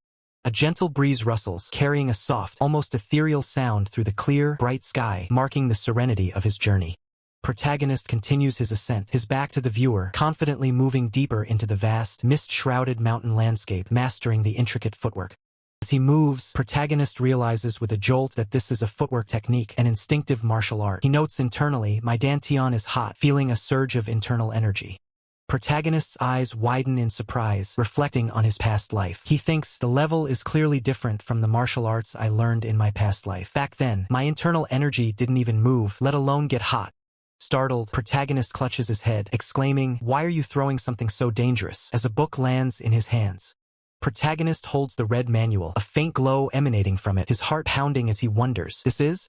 Stern elder, with a serious expression, explains to protagonist that the manual contains the martial art he just reached the first stage in. Stern elder continues, stating that protagonist has only mastered it with his body, so it's still only at the first stage, and his understanding will change once he reads the manual and grasps the principles. Protagonist thinks to himself, acknowledging, it's a strange sensation, as he begins to delve into the manual's teachings. Protagonist's profile shows intense concentration as he pores over the pages of the martial arts manual, absorbing every word. He reflects on his past, thinking, in my past life, I only dabbled in second-rate martial arts, and even then, I was such a natural-born fool that I couldn't master them properly. A determined fire ignites in protagonist's eyes, surrounded by a fierce blue aura, as he declares internally, but now, I'm learning the high-level martial arts of the great sex. Protagonist looks up, a hint of surprise and excitement on his face as Elegant Elder reveals, this is only a small part of it. Elegant Elder further elaborates, explaining to protagonist that once he officially becomes a main sect disciple, he can learn much more profound techniques. The sly smile, Elegant Elder asks protagonist if he still wants to run away from Wudong, to which protagonist internally muses, well, I mean, it's not bad, As they walk, protagonist asks if he can still work in the secular world if he becomes a main sect disciple. Elegant Elder replies that even in the main sect, it depends on what position he holds, suggesting the Pavilion of Finance as an option for secular world work. Protagonist's eyes sparkle with avarice as he eagerly asks, then, can I also manage a merchant group or an agency? Elegant Elder, with a hint of amusement, internally questions, do you think that's possible? Elegant Elder, now serious, clarifies that with the sect leader's permission, it's possible to become a guardian somewhere in the secular world, but no more. Protagonist's face falls in disappointment, muttering, that's a little disappointing, as young disciple hands him a bag, simply saying, good work. Elegant Elder confronts protagonist with a stern look, asking, where are you going when there's still work left? Protagonist, confused, replies, huh? What do you mean? My job is delivering dispatches to Samcheong Pavilion. Elegant Elder reveals, your service duties were changed as of yesterday. Starting today, you are responsible for all dispatches from the Pavilion of Finance. Protagonist's face contorts in rage, his internal thoughts boiling. How is it that every single martial artist is so arrogant? They really do live in their own little worlds, don't they? His teeth grind in furious frustration. Protagonist seethes, to think they'd trample all over the excitement of simply learning a high-level martial art like this. Protagonist's outrage explodes, demanding to know how a contract could be altered without his knowledge. Protagonist's fury intensifies, declaring that even common bandits wouldn't stoop to such underhanded tactics. A sudden, forceful blow sends protagonist reeling, his eyes wide with shock as a sharp resonates. Protagonist lets out a pained grunt, still reeling from the unexpected assault. Protagonist struggles on the ground, groaning in pain. Chonghua coldly remarks that he seems eager to meet his end. The Elegant Elder's stern gaze pierces through the air, his words echoing the gravity of disrespecting one's seniors. Still trembling on the ground, protagonist hears the Elegant Elder's chilling question, asking if he mistook this sacred place for the secular world, before coldly telling him to die. The Grand Wudong sect compound is enveloped in a sudden, heavy downpour, rain lashing against its ancient structures with a sa sound. Rain streaks down protagonist's face as he adjusts his ponytail, the sound of the downpour intensifying around him. Protagonist sprints through the relentless rain, leaving the grand buildings behind as the storm rages. Protagonist wrings out his soaking clothes, a resigned sigh escaping him as he mutters, oh boy, the water dripping with a HUDD sound. Protagonist, now shirtless, twists to look over his shoulder, his honed physique evident from his rigorous training. Protagonist stares ahead, bewildered, wondering where the sudden downpour came from. 2 months have passed since Protagonist mastered the Blue Cloud Steps, his body now so conditioned from his duties around the Wudong sect that he finds himself with spare time even after completing all his dispatches from the Pavilion of Finance. And mirroring his own rapid growth, the martial talent shop itself had undergone significant changes. Protagonist grins, holding a radiant golden scroll, a symbol of the new opportunities now available to him. The shop's grade had indeed increased, unlocking a greater number of talents Protagonist could now acquire, appearing as multiple glowing scrolls. The only drawback was the sheer volume. Protagonist found himself overwhelmed by the multitude of new talents, too many to easily sift through. Protagonist muses, wondering if stronger talents unlock as he grows more powerful, finding the process akin to nurturing something. Suddenly, the elegant elder delivers a sharp blow to Protagonist's head, eliciting a cry of pain as a loud BBK resounds. Protagonist, dazed and confused, demands to know the reason for the sudden attack, questioning when the elder even arrived. From the ground, Protagonist hears the elegant elder's question, asking if he wasn't utilizing the Blue Cloud Steps on his way to the Pavilion of Finance. The elegant elder criticizes Protagonist for exerting too much force in certain spots, instructing him to train harder until he leaves no trace, a command Protagonist internally scoffs at as impossible.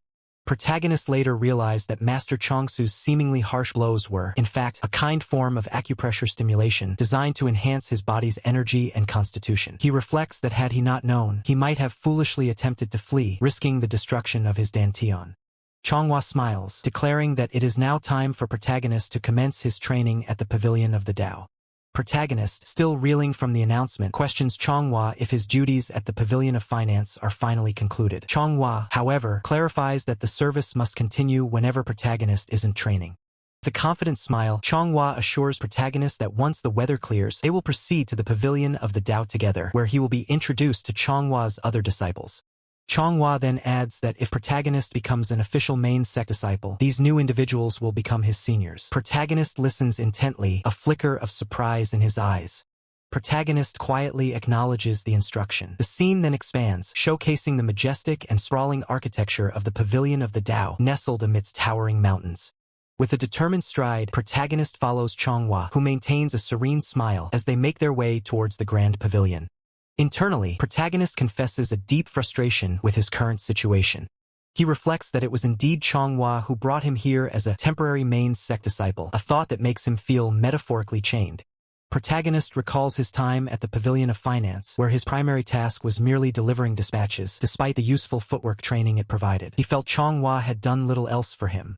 He remembers questioning Changhua about his menial tasks, only to be met with the evasive reply that everything happens in its own time. At the time, Protagonist found Chonghua's answer utterly ridiculous, a sentiment reflected in his narrowed, skeptical eye. Yet as he approaches the pavilion, a new realization dawns on him. It seems that time has finally arrived. As they walk through the grand grounds, Protagonist muses about his future seniors, hoping they are at least as approachable as John Asu. Suddenly, Protagonist's expression shifts to one of utter shock and confusion, his eyes wide with disbelief at what he sees. A wave of self-doubt washes over Protagonist as he wonders if his previous hopes were simply asking for too much. Standing before them are 3 young disciples, barely children, who look up at Protagonist with a curious huh? Protagonist's internal monologue is filled with incredulity, questioning if these mere brats are truly his seniors. The young disciples, completely oblivious to Protagonist's internal turmoil, immediately begin making demands. One insists his grass flute is broken and needs fixing, another echoes the demand, and the third impatiently urges him to hurry. The absurdity of the situation continues to sink in as Protagonist internally repeats his disbelief. These brats are my senior brothers? Agitated, Protagonist turns to Changhua, demanding to know if he truly has to address these children as his senior brothers. Changhua, unperturbed, simply confirms with a casual of course. Protagonist explodes in protest, declaring the situation ridiculous as he has already reached the age of manhood, implying he is far too old to be junior to children. Manhwa calmly states that such a situation is a common occurrence in the Murim, but Protagonist vehemently disagrees, insisting it is too much to bear. With a menacing grin, Protagonist internally plots, reminding himself that he is still just a provisional disciple and doesn't need to act like a formal inner disciple just yet. Changhua, sensing Protagonist's distress, offers a slight concession, telling him he doesn't need to call them senior brothers yet and can take his time to adjust.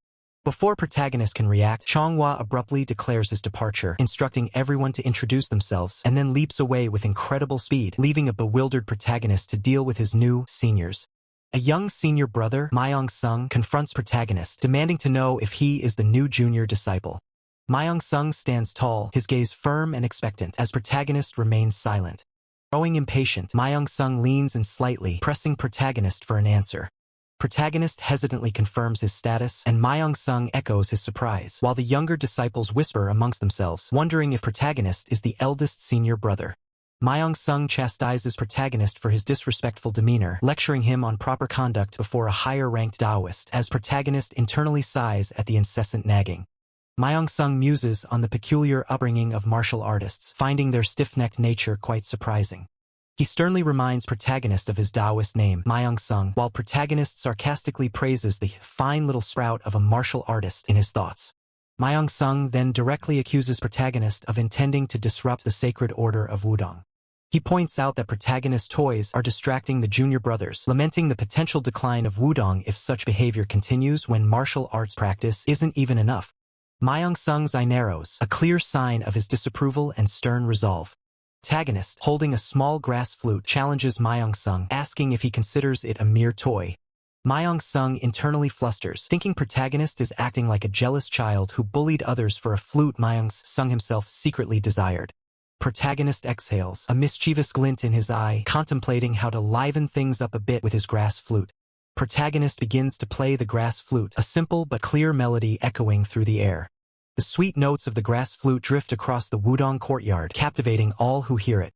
The junior disciples and even Myung-sung are visibly mesmerized, their expressions shifting from sternness to awe as protagonist continues to play. Myung-sung, recovering his composure, advises protagonist that as a senior brother, it's crucial to set a proper example. He questions if protagonist's use of the grass flute, even during breaks, might encourage the younger junior brothers to follow suit, potentially disrupting their training. With a knowing smile, protagonist offers the grass flute as a gift, suggesting Myung-sung use it to keep the junior brothers in line. Protagonist extends his hands, presenting the simple grass flute to Myung-sung. Myung-sung's hand reaches out to accept the offering from protagonist.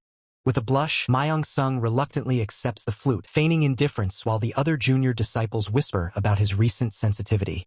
Protagonist and Myung-sung are suddenly startled by a new voice, accusing them of vulgar melodies and a pathetic display. Three figures rapidly approach from a distance, their presence heralded by a rushing sound. Protagonist and Myung-sung turn, their expressions reflecting surprise as they witness the approaching group. Myung-sung, clearly taken aback, questions the new arrival's presence. The stern elder, Myung-han, stands with arms crossed, exuding an imposing aura as Myung-sung calls out his name. The names of the junior disciples, Myung-jaeong and Myung-sung, are highlighted, indicating their roles. Protagonist observes the scene as the stern elder, Myung-han, is formally introduced. The stern elder, Myung-han, scolds Myung-sung for his lack of shame, embarrassing him in front of the junior brothers. Still reeling from the stern elder's public dressing down, Myung-sung observes the protagonist, wondering if this guy is truly their age, given his surprisingly rugged appearance. Myung-sung confronts the protagonist, directly asking if he's the merchant known for selling grass flutes. Myung-sung's face contorts with rage, demanding if the protagonist wishes his wrist cut off for daring to peddle wares within Wudong. The protagonist, unfazed, internally notes Myung-sung's fierce expression, thinking he could kill with just his face. A young disciple nervously steps forward, offering to properly discipline the junior brother himself. Myung-sung roars back, incredulous that a mere merchant could be considered a junior brother, while the young disciple nervously clarifies that the protagonist is still only provisional. Myung-sung's expression hardens as he connects the dots, asking if the protagonist is that guy he's heard about. The young disciple's uniform, adorned with the yin-yang symbol, hints at his affiliation with Wudong. Two young disciples mockingly question the protagonist, having heard he's a secular disciple attempting to become an inner one, and suggest he's too old for such nonsense. Myung-sung takes a menacing step forward, leaving his next words hanging in the air. He finishes his taunt, accusing the protagonist of being slow-witted for his age, his finger jabbing aggressively. Myung-sung presses a blade against an unseen opponent, his eyes narrowed in a challenge. The protagonist stands firm, his gaze calm and unwavering despite the blade pointed directly at him. Shroomhua intervenes, his voice firm, declaring that Young is his direct junior brother and the harassment must cease. Myung-sung's surprise quickly turns into a challenging smirk, asking if Shroomhua truly wishes to escalate the confrontation. A young disciple taunts Myeong-sung, asking if he's afraid, while the protagonist, looking utterly bored, internally scoffs at the hypocrisy. From an aerial view, the protagonist, surrounded by the escalating tension, questions his own presence in this absurd situation. The scene transitions with a title card, marking a brief interlude in the unfolding drama. A young disciple whispers to the protagonist, revealing that the senior brothers are disciples of martial uncle Chong-soo, to which the protagonist simply acknowledges. Young disciple continues, explaining the rivalry between martial uncle Chong-soo and master Chonghua, which often leads to their disciples clashing. The protagonist, with a hint of sarcasm, internally muses that he's already being treated like family. The stern elder commands Myeong-sung to step aside, asserting his intention to hold the secular protagonist accountable for disrupting Wudong's discipline. Chonghua's voice cuts in, firmly stating that the protagonist is to be his junior brother, and if any discipline is required, he will be the one to administer it. As Myeong-sung asserts his status as a senior brother, he launches a kick, which a young disciple defiantly blocks, questioning Myeong-sung's right to interfere with his rod of love. Chonghua, with a cold, piercing gaze, declares that if Myeong-sung is so curious, he will personally provide an explanation with his sword. Myeong-sung responds with a fierce grin, his own sword drawn, eagerly accepting the challenge. Blades clash in a blinding shower of sparks as Myeong-sung exclaims his delight, having finally gotten the confrontation he desired. Young disciple excitedly recounts Myeong-sung's impressive combat record against senior brother Myeong-han, 108 wins and 93 losses out of 201 matches. The young disciple confidently predicts Myeong-sung's victory based on statistics, while the protagonist, sitting wearily, internally observes that even sworn enemies wouldn't fight with such intensity. Chonghua, mid-combat, questions internally if his newfound martial arts prowess is enhancing his perception of the fight. Myeong-sung, engaged in the fierce exchange, realizes with a newfound clarity that unlike his past life, he can now clearly perceive the flow of the battle. He identifies the techniques he's observing, realizing they are based on the intricate movements of the Azure Cloud Step. Building on his newfound understanding of the Azure Cloud Step, protagonist now confidently declares his ability to predict his opponent's every move, foreseeing the entire duel's outcome. A blur of motion and protagonist's swift, decisive strike sends his opponent tumbling to the ground, the force of the blow reverberating through the training grounds. Protagonist stands tall, his foot planted firmly as the defeated opponent lies sprawled on the dusty ground, a clear testament to his victory. But the tables have turned. The opponent now stands over protagonist, who lies defeated on the ground, breathing heavily from the intense exchange. The opponent, wiping sweat from his brow, dismisses protagonist with a harsh command, telling him to stop fooling around and get lost already. As protagonist remains on the ground, he retorts to the opponent, remarking on the harshness of his words, addressing him as Sayong. The opponent's expression hardens, a determined glint in his eyes as he collects himself, clearly preparing for the next round of their confrontation. The duel reignites. Protagonist, sword now drawn, faces off against the opponent, their movements a blur of focused energy under the watchful eyes of the elders.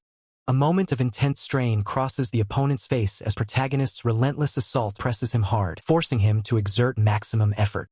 Recovering his composure, the opponent issues a terse challenge, standing ready for protagonist to make his next move, declaring he's prepared for anything. Protagonist observes the fierce sparring from a distance, a reflective thought crossing his mind about the intense lives these young disciples lead, even at such a tender age. The opponent prepares for a counterattack, a single word hanging in the air, signaling his intent to turn the tide and strike back with renewed vigor. Swords clash with furious intensity, the combatants moving at lightning speed as another wooden blade shatters under the sheer force of their exchange. Duel concludes with protagonist standing victorious, his sword tip hovering mere inches from the defeated opponent's chest, signifying his complete dominance. A triumphant grin spreads across protagonist's face as he revels in his hard-won victory, though he quickly adds a request for patience. With a confident smirk, protagonist challenges his opponent to stop talking nonsense and continue the fight, eager for more action and a true test of skill. Protagonist muses on the hierarchy, acknowledging Myeong-jaeong's potential to handle someone like Myeong-han, but recognizing the greater challenge posed by the other disciples. Protagonist acknowledges the stark reality of their situation. Aside from Myeong-sung and Myeong-jaeong, the other disciples are effectively still children. The disparity in skill is painfully evident as one young fighter is overwhelmed, taking a heavy blow. He continues to observe the brutal exchange, noting that while they might possess a stamina advantage, at this crucial age, even a single year's difference in training and experience becomes an absolute insurmountable gap. The young disciple grunts in pain as another powerful strike lands. Protagonist's thoughts darken, realizing that without a truly skilled master to intervene, this dire situation will only worsen. The fight concludes abruptly as the young disciple collapses to the ground, defeated. Protagonist watches with a grim expression, the outcome confirming his earlier assessment. After the skirmish, protagonist sits quietly on the steps, lost in thought, while a broad-shouldered disciplining disciple stands over him, casting a long shadow. The disciplining disciple, arms crossed, declares the undeniable truth of their collective failure, their defeat. The menacing smirk, the disciplining disciple turns his attention to protagonist, suggesting he might take it upon himself to discipline this secular disciple personally. Protagonist's eyes narrow in thought. He remembers that Myong Song and Myong Jiang had entered this fight specifically to protect him. A subtle shift in protagonist's demeanor suggests a plan forming, a quiet resolve hardening his expression. Observing the defeated younger disciples, protagonist admits to himself that he would feel a pang of guilt if things were to remain in this state, especially after their efforts to shield him. The disciplining disciple, still with a stern look, challenges protagonist directly, asking if he would prefer to teach him a lesson instead, a question met with a bewildered "what" from his opponent. The disciplining disciple leans in, his face contorted in anger, as protagonist's insolence begins to provoke him. Protagonist's face twists into an expression of pure rage as he retorts with an angry, defiant question, calling the disciplining disciple a "fing chicken." The scene transitions with a vibrant title card, hinting at the true power about to be unleashed. Disciplining disciple, still maintaining his condescending demeanor, offers protagonist a final chance to kneel, promising to dismiss his behavior as mere childishness. Protagonist, however, simply dismisses the offer with a single, defiant word, "bullshit." A sound effect of impact or movement fills the air as the disciplining disciple's arm flexes, indicating an imminent attack.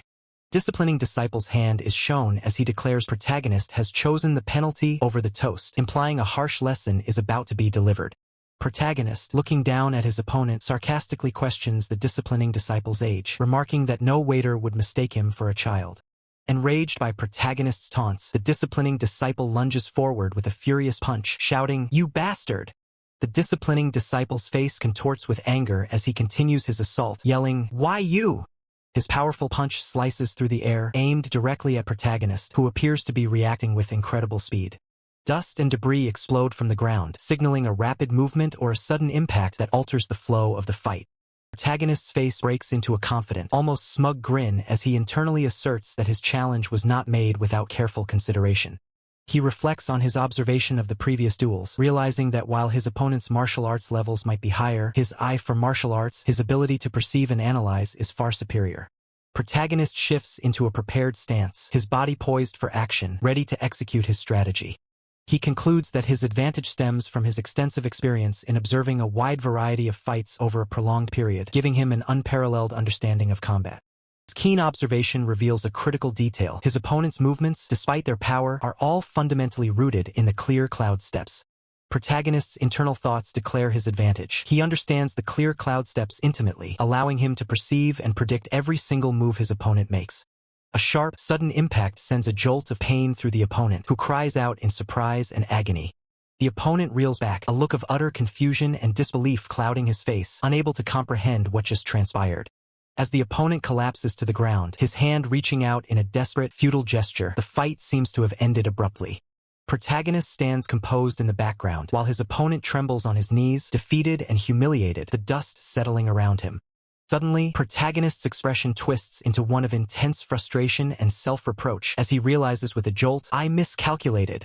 Sweat glistens on protagonist's face, a testament to the unexpected strain and the true difficulty of the battle, despite his apparent victory. The opponent, now back on his feet and striking, asserts his own confidence, believing his understanding of footwork to be superior. Protagonist counters the opponent's strike, his face strained, acknowledging that mere footwork mastery alone is insufficient to secure victory against such opponents. Protagonist's internal monologue continues, reflecting on his opponent's years of diligent training in internal and external chi, admitting that compared to them, he is no different from a commoner. He recognizes the stark reality. Even if fatigued, their fundamental physical strength far surpasses his, and a single clean hit could spell his doom. Protagonist stands opposite his opponent, realizing the gravity of his situation. One mistake, one direct blow, and it's game over. A new resolve hardens protagonist's gaze as he considers his options, a risky strategy forming in his mind. Protagonist's intense, determined eyes meet his opponent's equally fierce gaze, signaling a shift in the battle's momentum. A burst of conviction, protagonist decides to take a chance, declaring his intent to gamble on a risky maneuver. Protagonist launches himself into the air, executing a daring, inverted kick with incredible agility. The opponent is caught off guard, sent flying by the unexpected aerial assault, the force of the kick evident in his contorted posture. Protagonist grits his teeth, his body straining with the effort of the powerful attack he just unleashed. The impact reverberates through the opponent's body, a clear indication of the raw power behind protagonist's unconventional strike. The opponent's eyes widen in utter shock, questioning protagonist's strategy as he had expected a direct exchange of blows. As protagonist lands, his opponent looks up in disbelief, pondering the reason for such a precise and narrow evasion rather than a full retreat. Protagonist's face is a mask of intense concentration and exhaustion, sweat dripping as he maintains his focus after the risky maneuver. Two other disciples watch the unfolding battle with wide, anxious eyes, visibly sweating as the tension mounts. Another disciple observes the fight with a focused, almost bewildered expression, captivated by protagonist's daring tactics. Protagonist lands gracefully from his aerial attack, creating a small burst of dust, while his opponent remains stunned, watching from a distance. The opponent finally collapses to his knees, head bowed in undeniable defeat, as protagonist stands tall, the victor of the fierce exchange. The battle concludes with the opponent remaining on the ground, utterly vanquished, and protagonist standing as the undisputed victor. The aftermath of the battle leaves the disciple stunned, his eyes wide with disbelief as he stares at the scene before him, unable to comprehend the swift conclusion. His shock turns to indignation as young disciple demands to know what transpired, his voice echoing with confusion and alarm. "What are you all doing?" Chonghua's face contorts with rage, his eyes burning as he reiterates his demand, his voice booming with authority. "I asked what you were doing." Young disciple stammers, caught off guard by the sudden escalation, attempting to explain the situation. Its hand gently rests on young disciple's head, a calming gesture amidst the tension as a new presence enters the scene. Elegant elder, with a composed demeanor, stands beside young disciple, who looks up at him with deference, acknowledging his arrival. "Master." Elegant elder turns his gaze towards the unfolding drama, his expression thoughtful as he explains his presence. "I heard a commotion and rushed over, but..." Protagonist, the supposed victor, is now slumped on the ground, cradled by Chonghua, who supports him with a look of concern, revealing a shocking turn of events. Blood splatters from protagonist's face as Chonghua stares in horror, the severity of the situation becoming undeniably clear. The silence is broken only by Chonghua's internal shock. Elegant elder, observing the scene with a detached air, dismisses the brutal encounter as a minor incident. It seems there was a bit of a squabble among the children. Elegant elder's eyes are closed, a subtle bead of sweat forming, hinting at a deeper tension beneath his calm exterior, perhaps anticipating a reaction. Chonghua, enraged by the casual dismissal, turns to elegant elder, his voice sharp with accusation. "Did you just call this a squabble?" Protagonist, still reeling, recoils and gasps. "SCK, cough." With protagonist clutching his nosebleed, Chonghua confronts elegant elder's statement, challenging his perception of the fight. "Is it a squabble when a martial artist hits someone who hasn't learned a single technique?" The full scene unfolds, with protagonist still on the ground, while Chonghua stands over him. Elegant elder and stern elder observe from a distance, the tension palpable. This instant, protagonist, wiping his nose, reflects internally on the strained dynamics. The relationship between Chonghua Yu and Chanhua is even worse than I thought. Protagonist continues his internal monologue, surprised by the directness of the situation. "I didn't expect him to put it like that. Did he want to pressure Chonghua Yu that badly?" Elegant elder's jaw clenches, a subtle sign of his displeasure or contemplation, as he processes the confrontation. Elegant elder places a firm hand on young disciple's shoulder, instructing him with a calm authority. "Myung Han, apologize." Young disciple responds obediently, "Yes." Protagonist looks upward, a determined glint in his eyes, seemingly accepting the apology or perhaps plotting his next move. Elegant elder turns, signaling an end to the current dispute, and instructs everyone to depart. "Let's head back." As elegant elder prepares to leave, protagonist calls out, halting his departure with a plea. Hold on a second." Protagonist confronts elegant elder, while Chonghua observes the unexpected interruption. Protagonist, pointing to his injured face, challenges the resolution, demanding to be heard. "Aren't you going to ask for the victim's opinion?" Elegant elder, turning slightly, questions protagonist's persistence, implying the apology should suffice. "You've received an apology, so what else are you planning to demand?" Unfazed by the elder's query, protagonist brazenly holds out his hand, demanding a sum for his medical expenses. Chonghua, visibly annoyed, questions the audacious request for money, while protagonist clarifies his demand for 2 silver taels, no more, no less. Protagonist, feigning innocence, asks if his demand is excessive, a notion immediately dismissed as undeniably true. A single silver tael equates to 1,000 copper coins, an exorbitant sum, especially when extorted through a self-harm scam. Visual metaphor highlights the immense value of the demanded silver taels, yet a lingering but suggests the negotiation is far from over. Protagonist presses his advantage, subtly threatening to expose the Shroomhua of Wudong as a cheapskate for haggling over medical bills, leaving them with no choice but to pay. A hand reaches into a robe, the rustle of fabric confirming that the demand has been met. Elegant elder, his expression stern, demands protagonist's name. With a smug smile, protagonist introduces himself as Mook Wai-young, a name the elder pointedly acknowledges. Feet shuffle away, marking the departure of the elder and his disciples. As the group retreats, elegant elder turns back, his voice echoing with a chilling promise. "I'll remember that." Protagonist gleefully pockets his ill-gotten gains, a triumphant tune playing in his head, much to Chonghua's silent observation. Suddenly, Chonghua suggests he'll hold onto those silver taels for protagonist, who recoils in shock, demanding to know the meaning of this unexpected move. Protagonist angrily points at Chonghua, who now holds the money bag, vehemently protesting that he earned the taels through his own efforts and warning him not to try anything funny. Manhwa, with a hint of a smirk, compliments protagonist on his superb acting.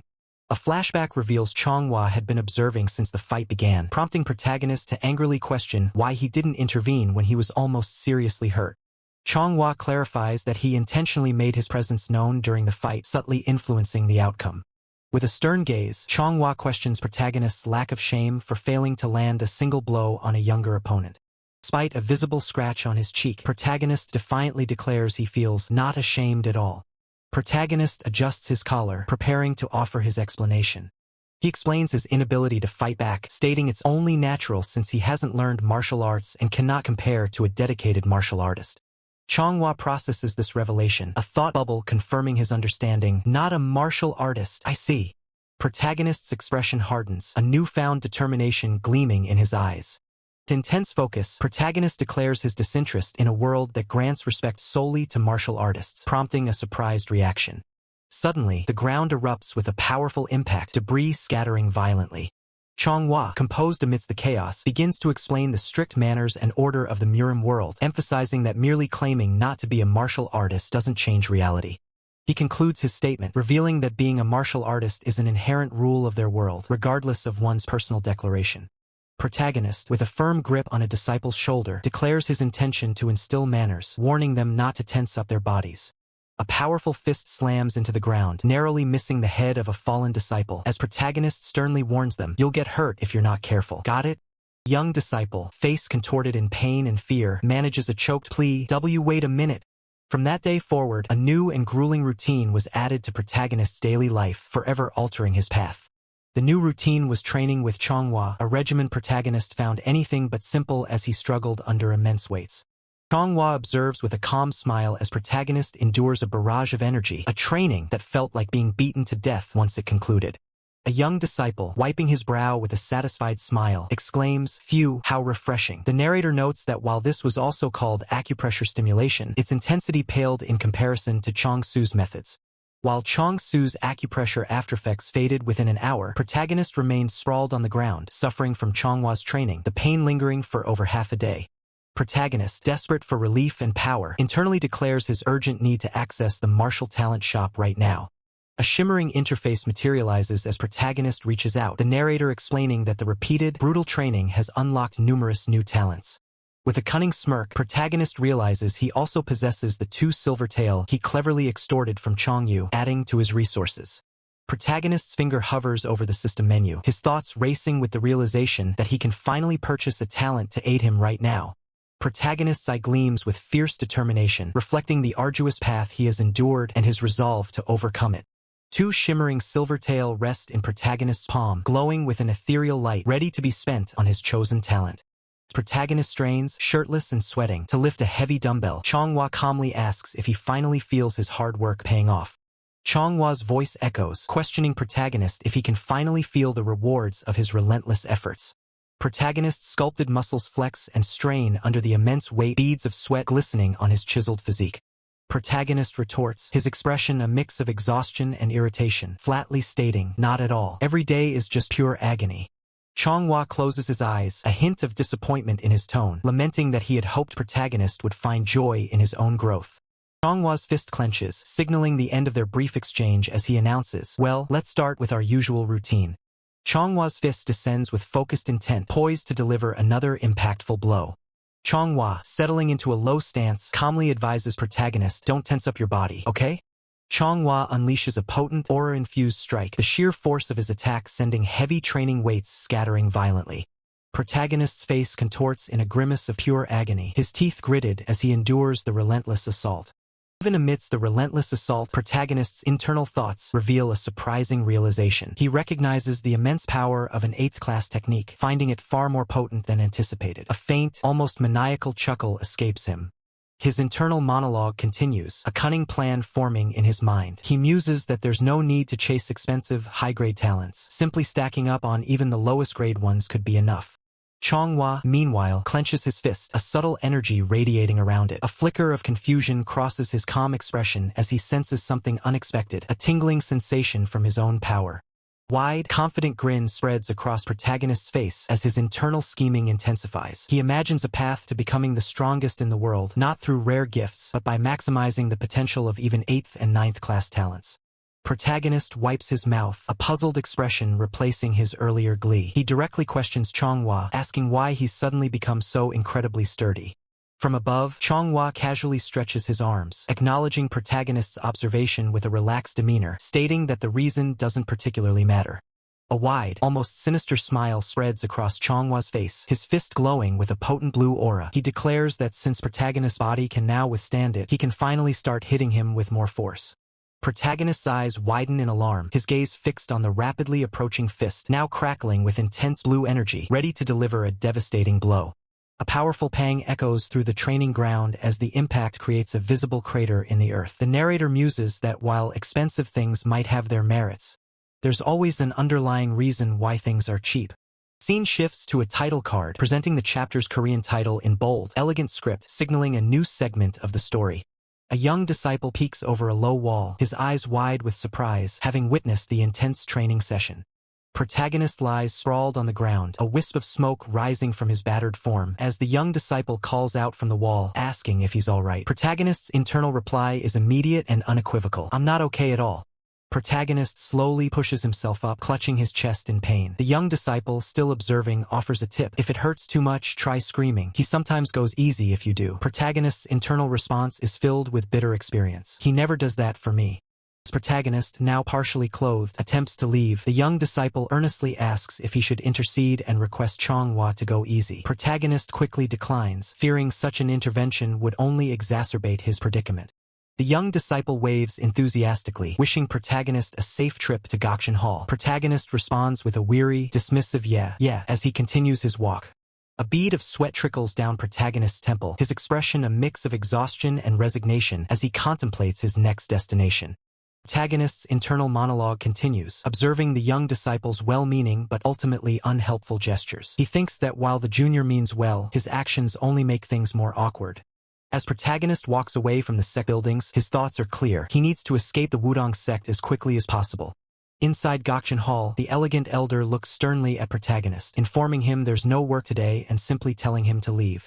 Protagonist, facing away, insists on staying, offering to do anything for Gakchen Hall. The elegant elder sighs, questioning protagonist's sudden devotion and ordering him to stop wasting time and instead train at Gungdo Hall. Protagonist's hand covers his face in a gesture of utter despair, the thought of more intense training clearly overwhelming him. Protagonist drops to his knees, pleading with the elegant elder, offering to do anything to avoid further training, claiming he'll die if it continues. The elegant elder, exasperated, sternly commands him to stop being so pathetic and get out. As the elegant elder's patience wears thin, a new voice interrupts, politely announcing their presence. The elegant elder turns, a questioning look on his face, asking, "What is it?" The stern elder stands before the elegant elder, delivering urgent news. A market is opening in Ichang, and Shaanxi Prefecture has requested an escort. Protagonist remains slumped on the floor in the background. Protagonist, still on the floor, listens intently as the stern elder elaborates. About 50 different merchant guilds will be participating. Protagonist's mind immediately processes the information, thinking, 50? That's quite a large market. The stern elder's thoughts drift to the lucrative nature of the mission. He considers the Ichang event a major market, noting that Shaanxi merchants are famously wealthy, with golden coins shimmering around his thoughts. He concludes his internal assessment, realizing it makes perfect sense for such wealthy merchants to hire the Wudong sect for protection, even with their high rates. The discussion continues as a merchant ponders the number of guards needed, concluding that 10 men should suffice. He then inquires about their rates, learning they are offering 10 silver taels per person. Shroomhua observes calmly, noting that the Shangxi merchants must be incredibly wealthy, which bodes well for them. However, protagonist, sprawled on the floor, fumes internally, cursing the Shangxi merchants as cheap bastards for their meager offer. Protagonist's frustration boils over as he clutches at Chonghua's leg, his internal monologue raging. He can't believe they would hire Wudong martial artists for a mere 10 silver taels per group, branding the merchants as thieving bastards. Merchant, seemingly oblivious to protagonist's outburst, suggests they purchase salt from the Shangxi merchants again this year. He then asks for the current market rate, which is 30 sacks for 10 silver taels, with a discount offered for purchases over 500 sacks. Chonghua begins to express approval, but protagonist cuts him off with a furious shout, demanding if they've all lost their minds. Protagonist's face is contorted in a furious yell, while Chonghua's expression remains calm, a stark contrast to the escalating tension. Protagonist grabs Chonghua by the robes, his anger palpable. Chonghua coolly asks if protagonist is looking for a fight. Protagonist quickly apologizes for his outburst, but insists the price is ridiculous, stating that they aren't living decades ago.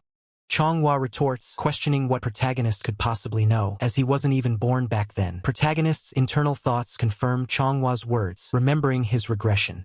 Protagonist's internal calculations suggest the price should be 60 sacks for 10 silver taels, a significant difference from what was offered. Protagonist turns away, deep in thought. He realizes there's a crucial piece of information he's missing, something that would explain the discrepancy. A sudden realization dawns on protagonist as he snaps his fingers. He remembers that the salt management system hasn't changed yet in this timeline. A map illustrates the historical context. Originally, a salt license was mandatory for legal sale, and these licenses were exclusively issued at the northern frontier. Due to the difficulty of supplying goods to the borderlands, this system served as a special incentive for merchants willing to make the arduous journey. A jovial merchant sits atop sacks of salt, inviting others to conduct business in the bustling borderlands. As a result, the borderlands flourished into a central hub for salt distribution, where merchants would procure salt to sell across the entire land. This historical system, known as the Gaejung system, was eventually abolished and replaced by a new policy, a fact protagonist recalls with a thoughtful expression. The new policy, introduced with a resounding Geelseek impact, was called the Geelseek system. Under the Geelseek system, all salt was centrally gathered at inland agencies, streamlining distribution but altering the market dynamics. Protagonist internally muses that he never learned the exact reason for the Gaejung system's abolition, a detail he now finds crucial. He speculates that salt merchants might have been evading too many taxes, leading the government to seize an opportunity to strip them of their power. This shift in policy ultimately caused the price of salt to crash, disrupting the entire market. Protagonist confirms his deduction, realizing that the price of salt dropped to less than half of its current value due to these historical changes. Looking down at Chonghua and the merchant, protagonist ponders his next move, wondering how he should address this newfound knowledge. He recalls that the Geelseek system was implemented around the time he turned 20 in his past life, solidifying his understanding of the timeline. He considers if last year's amount of salt would be sufficient. Protagonist clenches his fist, a determined glint in his eye. He realizes that the Shangxi merchants offering discounts to dump their stock must have inside information about the impending price crash. Protagonist places a hand on Chonghua's shoulder, a silent signal of his resolve. Protagonist firmly instructs Chonghua not to buy the salt yet, declaring that he cannot stand by and watch them get scammed. Chonghua turns to protagonist, a questioning look on his face, asking what he knows and if he understands the rarity of Shangxi merchants offering a discount. Instead of answering directly, protagonist boldly turns the question back, proposing a different line of inquiry. Protagonist elaborates, questioning if there isn't a deeper reason when merchants, known for never offering discounts, suddenly lower their prices. Chonghua dismisses protagonist's concerns as mere paranoia, asserting that all merchants are inherently cunning and driven solely by profit. Protagonist, however, insists that a hidden motive always lurks behind any sudden price drop from merchants. Protagonist raises a finger, emphasizing his conviction with a focused gaze, ready to elaborate on his theory. The elegant elder, arms crossed, challenges protagonist, asking if he can truly take responsibility for such bold claims. With a confident smirk, protagonist readily accepts the challenge, assuring them he can indeed stand by his words. Internally, protagonist muses about the upcoming Geelseek system, anticipating a new level of recognition where he might even be called Shining Wyong. Protagonist's thoughts continue, playfully considering being called Light if Wyong means bright light, before stating his intention to proceed. Manhwa, with a stern expression, issues a direct challenge. Protagonist must prove his claims before the sect leader. A powerful sound effect echoes, signifying the gravity of Manhwa's demand and protagonist's impending trial. Protagonist's eye widens slightly, a bead of sweat forming as the weight of the challenge sinks in, leaving him momentarily speechless. His gaze shifts upwards, taking in the grand chamber and the formidable presence he is about to face. A dramatic sound effect emphasizes the moment as protagonist stands before the sect leader, his back to the viewer. The sect leader, an imposing figure with a long beard and an aura of power, fixes his stern gaze forward, observing protagonist. Protagonist remains standing, facing the sect leader across the vast chamber, the silence thick with anticipation. Another sound effect highlights the sect leader's formidable presence, his blue aura shimmering with authority. A sudden, sharp sound effect cuts through the air, signaling a shift in the atmosphere. The elegant elder observes protagonist, criticizing his lack of respect and fear for the grandmasters, noting that acting this way around him is one thing. He continues, challenging protagonist to see if he still possesses the nerve to speak so boldly while facing the sect leader directly. The sect leader acknowledges protagonist, recognizing him as the young man Manhwa had mentioned. The sect leader's piercing gaze scrutinizes protagonist, evaluating his presence. Internally, the sect leader admits he sees nothing special in protagonist yet, but concedes that Manhwa has never been a poor judge of talent. The sect leader then directs the hall master of Gokchen to speak first, posing a direct question about the wisdom of buying salt at the Ichang market. Manhwa quickly tries to distance himself, claiming that wasn't exactly his opinion, but the sect leader presses, asking if it didn't originate from the Gokchen pavilion. The sect leader's eyes narrow as he reminds Manhwa that as hall master, it is his responsibility to compile and report such crucial matters. Manhwa flinches and twitches under the sect leader's intense scrutiny, who demands he speak without hesitation and warns he will be held responsible if his proposal lacks solid proof. Nervous Manhwa stammers, trying to explain that it's not as it seems, while internally realizing this was not how things were supposed to unfold. Protagonist watches Manhwa's predicament, a subtle ha escaping him as the tension in the room escalates. The protagonist, standing firm, declares to the sect leader that he doesn't truly belong to the Gokchen pavilion. The elegant elder, with a sharp gaze, counters that despite his words, the protagonist's very presence confirms his affiliation. The protagonist maintains his defiant stance, asserting that his involvement was never a matter of personal choice. The elegant elder's eyes narrow, a silent pause hanging in the air as he processes the protagonist's unexpected defiance. The stern elder wonders about the protagonist's intentions as the elegant elder, breaking the silence, decides to question the protagonist directly about the matter at hand. Elegant elder explains the rarity of discounted Shangxi salt and the urgency to secure an advance purchase before others seize the opportunity. With a stern expression, the elegant elder demands to know why the protagonist is obstructing such a time-sensitive and lucrative salt trade. The protagonist confidently corrects the elder, assuring him there is ample time, and guarantees that the major players will not interfere with this particular salt deal. With a confident smirk, the protagonist declares that even the prominent Huizhou merchants won't dare touch this specific salt transaction. The elegant elder's eye narrows sharply, challenging the protagonist to provide proof for his bold claims. The protagonist's eye gleams with an intense, knowing confidence, hinting at the depth of his secret knowledge. The protagonist reveals his information pertains to the Yeo family, one of Huizhou's 15 prominent clans, prompting the elegant elder to immediately order someone named Chong Su to bring him here. The figure swiftly rushes out of the room, leaving the protagonist standing calmly as the elegant elder's command is executed. A new voice echoes, indicating the arrival of the summoned individual, who asks if he was called. The young disciple, Yeo Hongyang, bows respectfully, introducing himself as a disciple to the elegant elder. The elegant elder acknowledges Hongyang and states his intention to question him about the Ichang market. Young disciple, appearing flustered, confirms that the Yeo family is indeed not participating in the large-scale Ichang market this time. The young disciple explains that while he needs to consult his family for specifics, he believes none of the 15 Huizhou clans are entering the Ichang market. With a thoughtful expression, the young disciple reiterates his understanding that the prominent Huizhou clans are deliberately avoiding the Ichang market. The elegant elder closes his eyes, deep in thought, as the implications of the young disciple's revelations sink in. Having received the information, the elegant elder dismisses the young disciple, who departs as the protagonist watches on. The protagonist, in an internal monologue, realizes he now understands Manhwa's predicament, a sudden clarity dawning upon him. A memory flashes, showing a smiling figure as the protagonist internally struggles with the idea of ignoring Wudong's financial woes despite his past inclinations. The conflicted yet determined expression, the protagonist admits to himself that he simply cannot bring himself to disregard the sect's financial state. The elegant elder, deep in thought, internally laments that watching the Wudong sect head towards such a massive loss is like seeing a child stumble towards a well. With a surprised and questioning look, the elegant elder directly asks the protagonist how he came to possess such crucial information. The protagonist, with a confident smile and closed eyes, reveals that his insight comes from being a merchant at heart. The protagonist playfully advises the elder not to pry, stating that the details are a trade secret. The protagonist, from behind the elegant elder, confidently asserts that while he cannot offer immediate proof, the salt trade is doomed to fail and advises waiting for a later purchase, leaving the elegant elder in deep contemplation. The elegant elder, still deep in contemplation after protagonist's assertion, finally makes a decision, stating that they will scrap the advance purchase. Turning to face protagonist and Manhwa, the elegant elder instructs them to go to the market themselves to buy the salt, to which protagonist calmly acknowledges. Protagonist, with a frustrated expression, clarifies his earlier statement to the stern elder, emphasizing that they shouldn't buy the salt at all right now, not just avoid forward buying. The stern elder glares, calling him a little brat. The elegant elder places a calming hand on the stern elder's shoulder, revealing that his previous instruction was directed at him. Protagonist lets out a surprised, confused sound, taken aback by the elegant elder's words.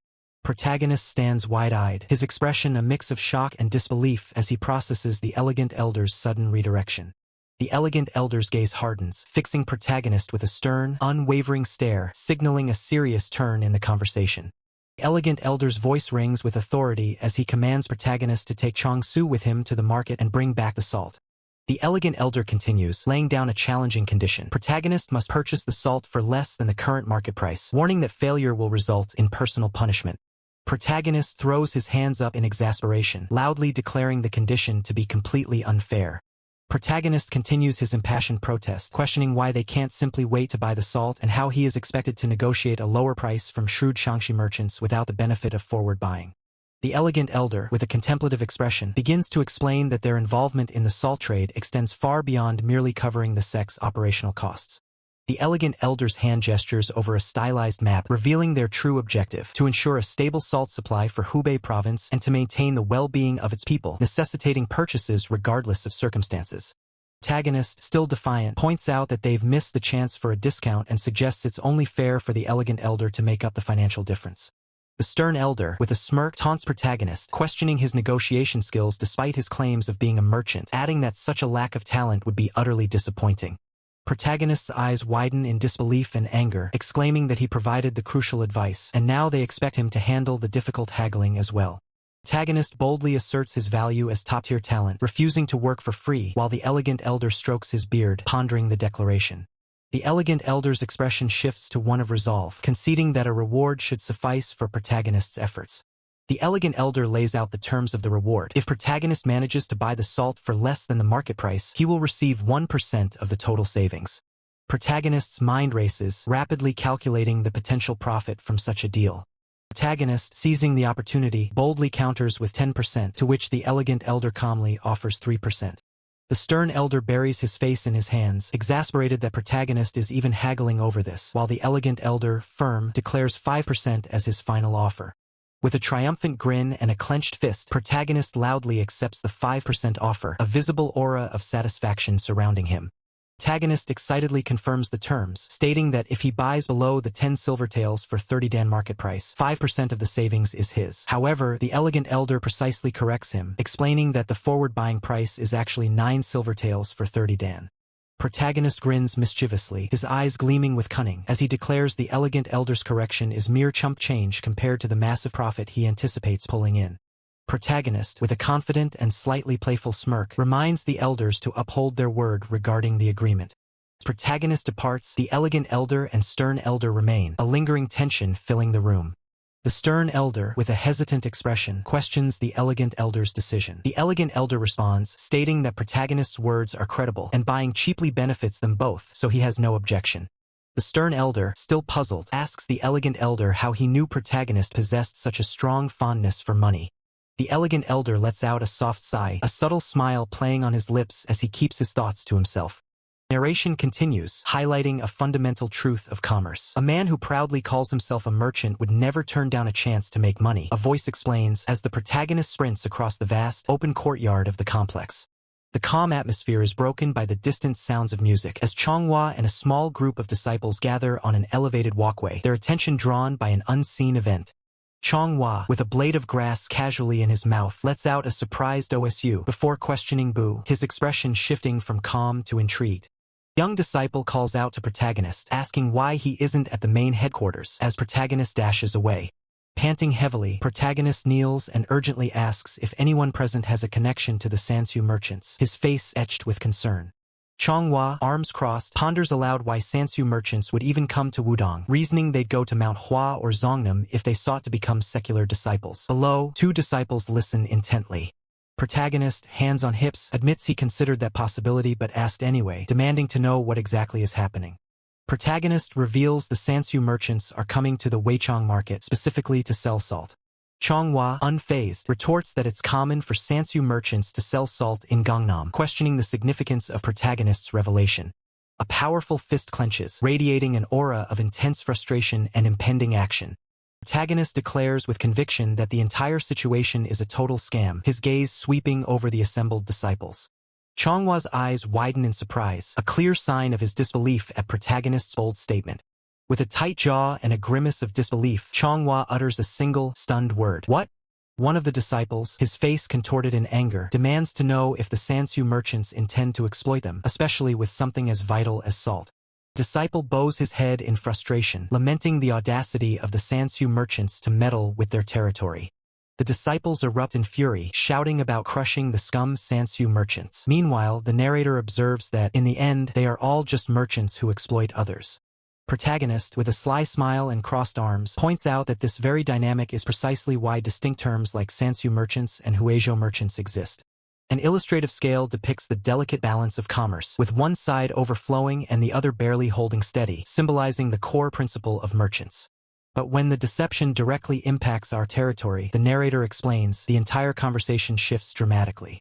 Though they may seem to chase only profit, the narrator reveals, the local merchants carry a deep love for their homeland in their hearts, even amidst the bustling market. But if someone from another region dares to exploit their home, the narrator emphasizes, the merchants of that very region will be the first to rise in its defense. Protagonist and Shroomhua stand in serious contemplation as the narrator clarifies that while the reason is likely financial, with regional damage translating to personal future loss, there's no need to explicitly state such obvious motives. Manhwa, his expression thoughtful, questions how the Sansu merchants plan to execute their deception. The narrator posits that people aren't foolish enough to passively witness price manipulation, setting up protagonist's response as a footsteps firmly onto the ground. Protagonist then begins, about that. Shroomhua, looking directly at protagonist, asks if his name is Mook Y Young, his expression one of sudden realization. As protagonist and Shroomhua stand, a mysterious woman with long dark hair approaches them, a subtle smile playing on her lips. With an inviting smile, the mysterious woman politely asks if she could speak with protagonist for a moment. A vast complex stretches out behind them as the mysterious woman and protagonist stand together, the implications of their conversation hanging in the air. Protagonist, visibly surprised, asks the mysterious woman how she knew his name, his expression a mix of shock and curiosity. Protagonist, still reeling from the revelation, presses him further, asking what exactly he knows. Shroomhua, walking away, reveals the shocking detail, the abolition of the Kaizhong law. Protagonist's expression hardens, a silent intensity radiating from him as he processes the implications. Shroomhua's sharp gaze narrows, confirming his suspicion that protagonist's previous weakness was merely a calculated charade. Shroomhua muses internally, wondering if protagonist's feigned weakness was a clever strategy to conceal his true identity as the merchant king's son, avoiding unnecessary attention. Shroomhua, looking surprised, admits he hadn't expected protagonist to possess such extensive knowledge. His eyes glint with intensity as Shroomhua emphasizes the secrecy of the information, stating that even high-ranking officials in Beijing are largely unaware of it. Shroomhua, suspecting a powerful patron, directly asks protagonist to introduce him to his capable backer, only for protagonist to swiftly deny any such connection. Protagonist raises a hand, a subtle gesture signaling a caveat to his previous statement. With a knowing smirk and a finger to his lips, protagonist declares he's under no obligation to reveal the truth, asserting that a merchant's true weapon is their secrets. Shroomhua responds, questioning if that evasive statement truly counts as an answer. The two men stand in the open courtyard, a silent tension hanging between them as their conversation reaches an impasse. Changhua lets out a small sigh, a faint smile gracing his lips as he remarks on the unexpected familiarity of protagonist's words, echoing sentiments he'd heard countless times from his own father. Protagonist shrugs nonchalantly, revealing he too has learned much from the Merchant King, even before his regression in time. Protagonist, attempting to leverage Chonghua's affiliation with the Huizhou merchants, asks for his assistance, only to be met with an immediate refusal. Protagonist questions Chonghua's refusal. Changhua then explains that the matter has already been settled through an agreement among the elders. Changhua elaborates on the agreement. The Huizhou merchants will deliberately overlook the substantial profits the Sansu merchants are set to gain from the current salt trade. Protagonist, hands on his hips, acknowledges the finality of the situation, realizing that if an elder's agreement is in place, his hands are tied. Changhua, arms crossed, observes protagonist with a knowing smile, noting his quick understanding of the complex situation. Protagonist dismisses Chonghua's surprise, stating the obvious truth. In such agreements, every concession comes with an equal, unspoken compensation. Protagonist's eyes gleam with shrewd insight, betraying a deeper understanding of the intricate power dynamics at play. Protagonist's voice drops, speculating if the Huizhou merchants' compensation involves turning a blind eye to their contraband trade, a revelation that visibly shocks Changhua. Changhua, clutching his head in disbelief, exclaims his astonishment at the sheer extent of protagonist's knowledge, quickly trying to backtrack. Changhua, now desperate, leans in, offering a staggering 10,000 silver taels for an introduction to protagonist's supposed backer, while protagonist internally grapples with the tempting offer, wondering if it's finally time to reveal his time regression. Protagonist clears his throat, regaining his composure, and reiterates his earlier statement. A merchant's most potent weapon remains their secrets. Changhua hums thoughtfully, impressed that even 10,000 silver taels couldn't sway protagonist, acknowledging his unexpectedly strong character. Protagonist, however, quickly pivots the conversation back to the Huizhou merchant's passive role. Changhua confirms protagonist's understanding, explaining the fundamental principle of their world. One party's profit invariably leads to another's loss. Changhua then directly asks protagonist what personal gain he seeks by obstructing the Sansu merchants. Protagonist reveals he advised the Wudong sect leader, who then ordered him to procure salt at a price lower than market rate, threatening personal punishment if he failed. Changhua lets out a knowing chuckle, realizing the true nature of protagonist's earlier activities in the meeting room. Changhua comments on protagonist informing the Wudong sect leader about the Kaizhong law's abolition, teasingly asking if he irritated the leader by trying to change the subject. Protagonist, looking away, admits that his efforts resulted in him securing a share of the price difference. Changhua, with an air of confidence, presses protagonist to reveal his plan, assuring him that he will keep his secret and is staking his own credibility on it. Protagonist, after a moment, agrees to share his intentions. Just as protagonist leans in to whisper his plan, he suddenly pauses, a silent signal passing between them. A bead of sweat trickles down protagonist's temple, his eye twitching almost imperceptibly as an unexpected presence makes itself known. New figure, Sagong Haiyan, appears on a raised platform, drawing protagonist's intense, internal frustration at his untimely arrival. Sagong Haiyan, a sinister smirk spreading across his face, reveals he overheard their private conversation, directly addressing Changhua by his full name, Mook Wai-young. In a different moment, protagonist carefully examines a piece of vibrant green fabric, his expression suggesting he finds its quality truly exceptional. Protagonist courteously asks the young disciple if they can continue browsing, to which the young disciple confidently replies that no other goods will compare to theirs. The elegant elder turns and walks away, his silhouette receding into the patterned background. Chonghua's stern gaze narrows, his expression unreadable as he observes his surroundings. Changhua, growing impatient, questions protagonist's aimless browsing, suggesting they return to the inn, but protagonist challenges him, asking if he hasn't noticed something crucial. Chonghua's brow furrows in confusion as he asks protagonist to explain what he should have noticed. Protagonist offers a knowing smirk, his eyes glinting with a hidden understanding.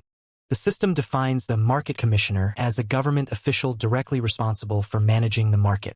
Every single item sold within the market must first undergo certification by the market commissioner, who assigns grades like low, medium, or high. This official also holds the power to assign merchants their specific locations within the market, segregating them into low, medium, and high areas.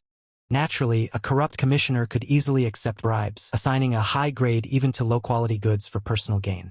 Protagonist observes the bustling market, concluding that, in this instance, there appears to be no evidence of such corruption. Finely crafted sword, still sheathed, rests on a display table, its hilt hinting at its quality. Protagonist, kneeling before displays of various weapons, explains to Changhua that this market commissioner is highly capable, possessing a keen eye for quality and showing no signs of accepting bribes. Protagonist grips the sword firmly, his determined gaze fixed forward, ready for action. Protagonist presents the sword to Shroomhua, asking him to purchase it, to which Shroomhua responds with surprise, noting its significant cost. Protagonist explains that the expensive sword is a vital investment for their negotiations, emphasizing its necessity for the upcoming deal, as Shroomhua considers his words skeptically. Silver ingots clink into Protagonist's waiting hand, confirming the successful purchase of the sword.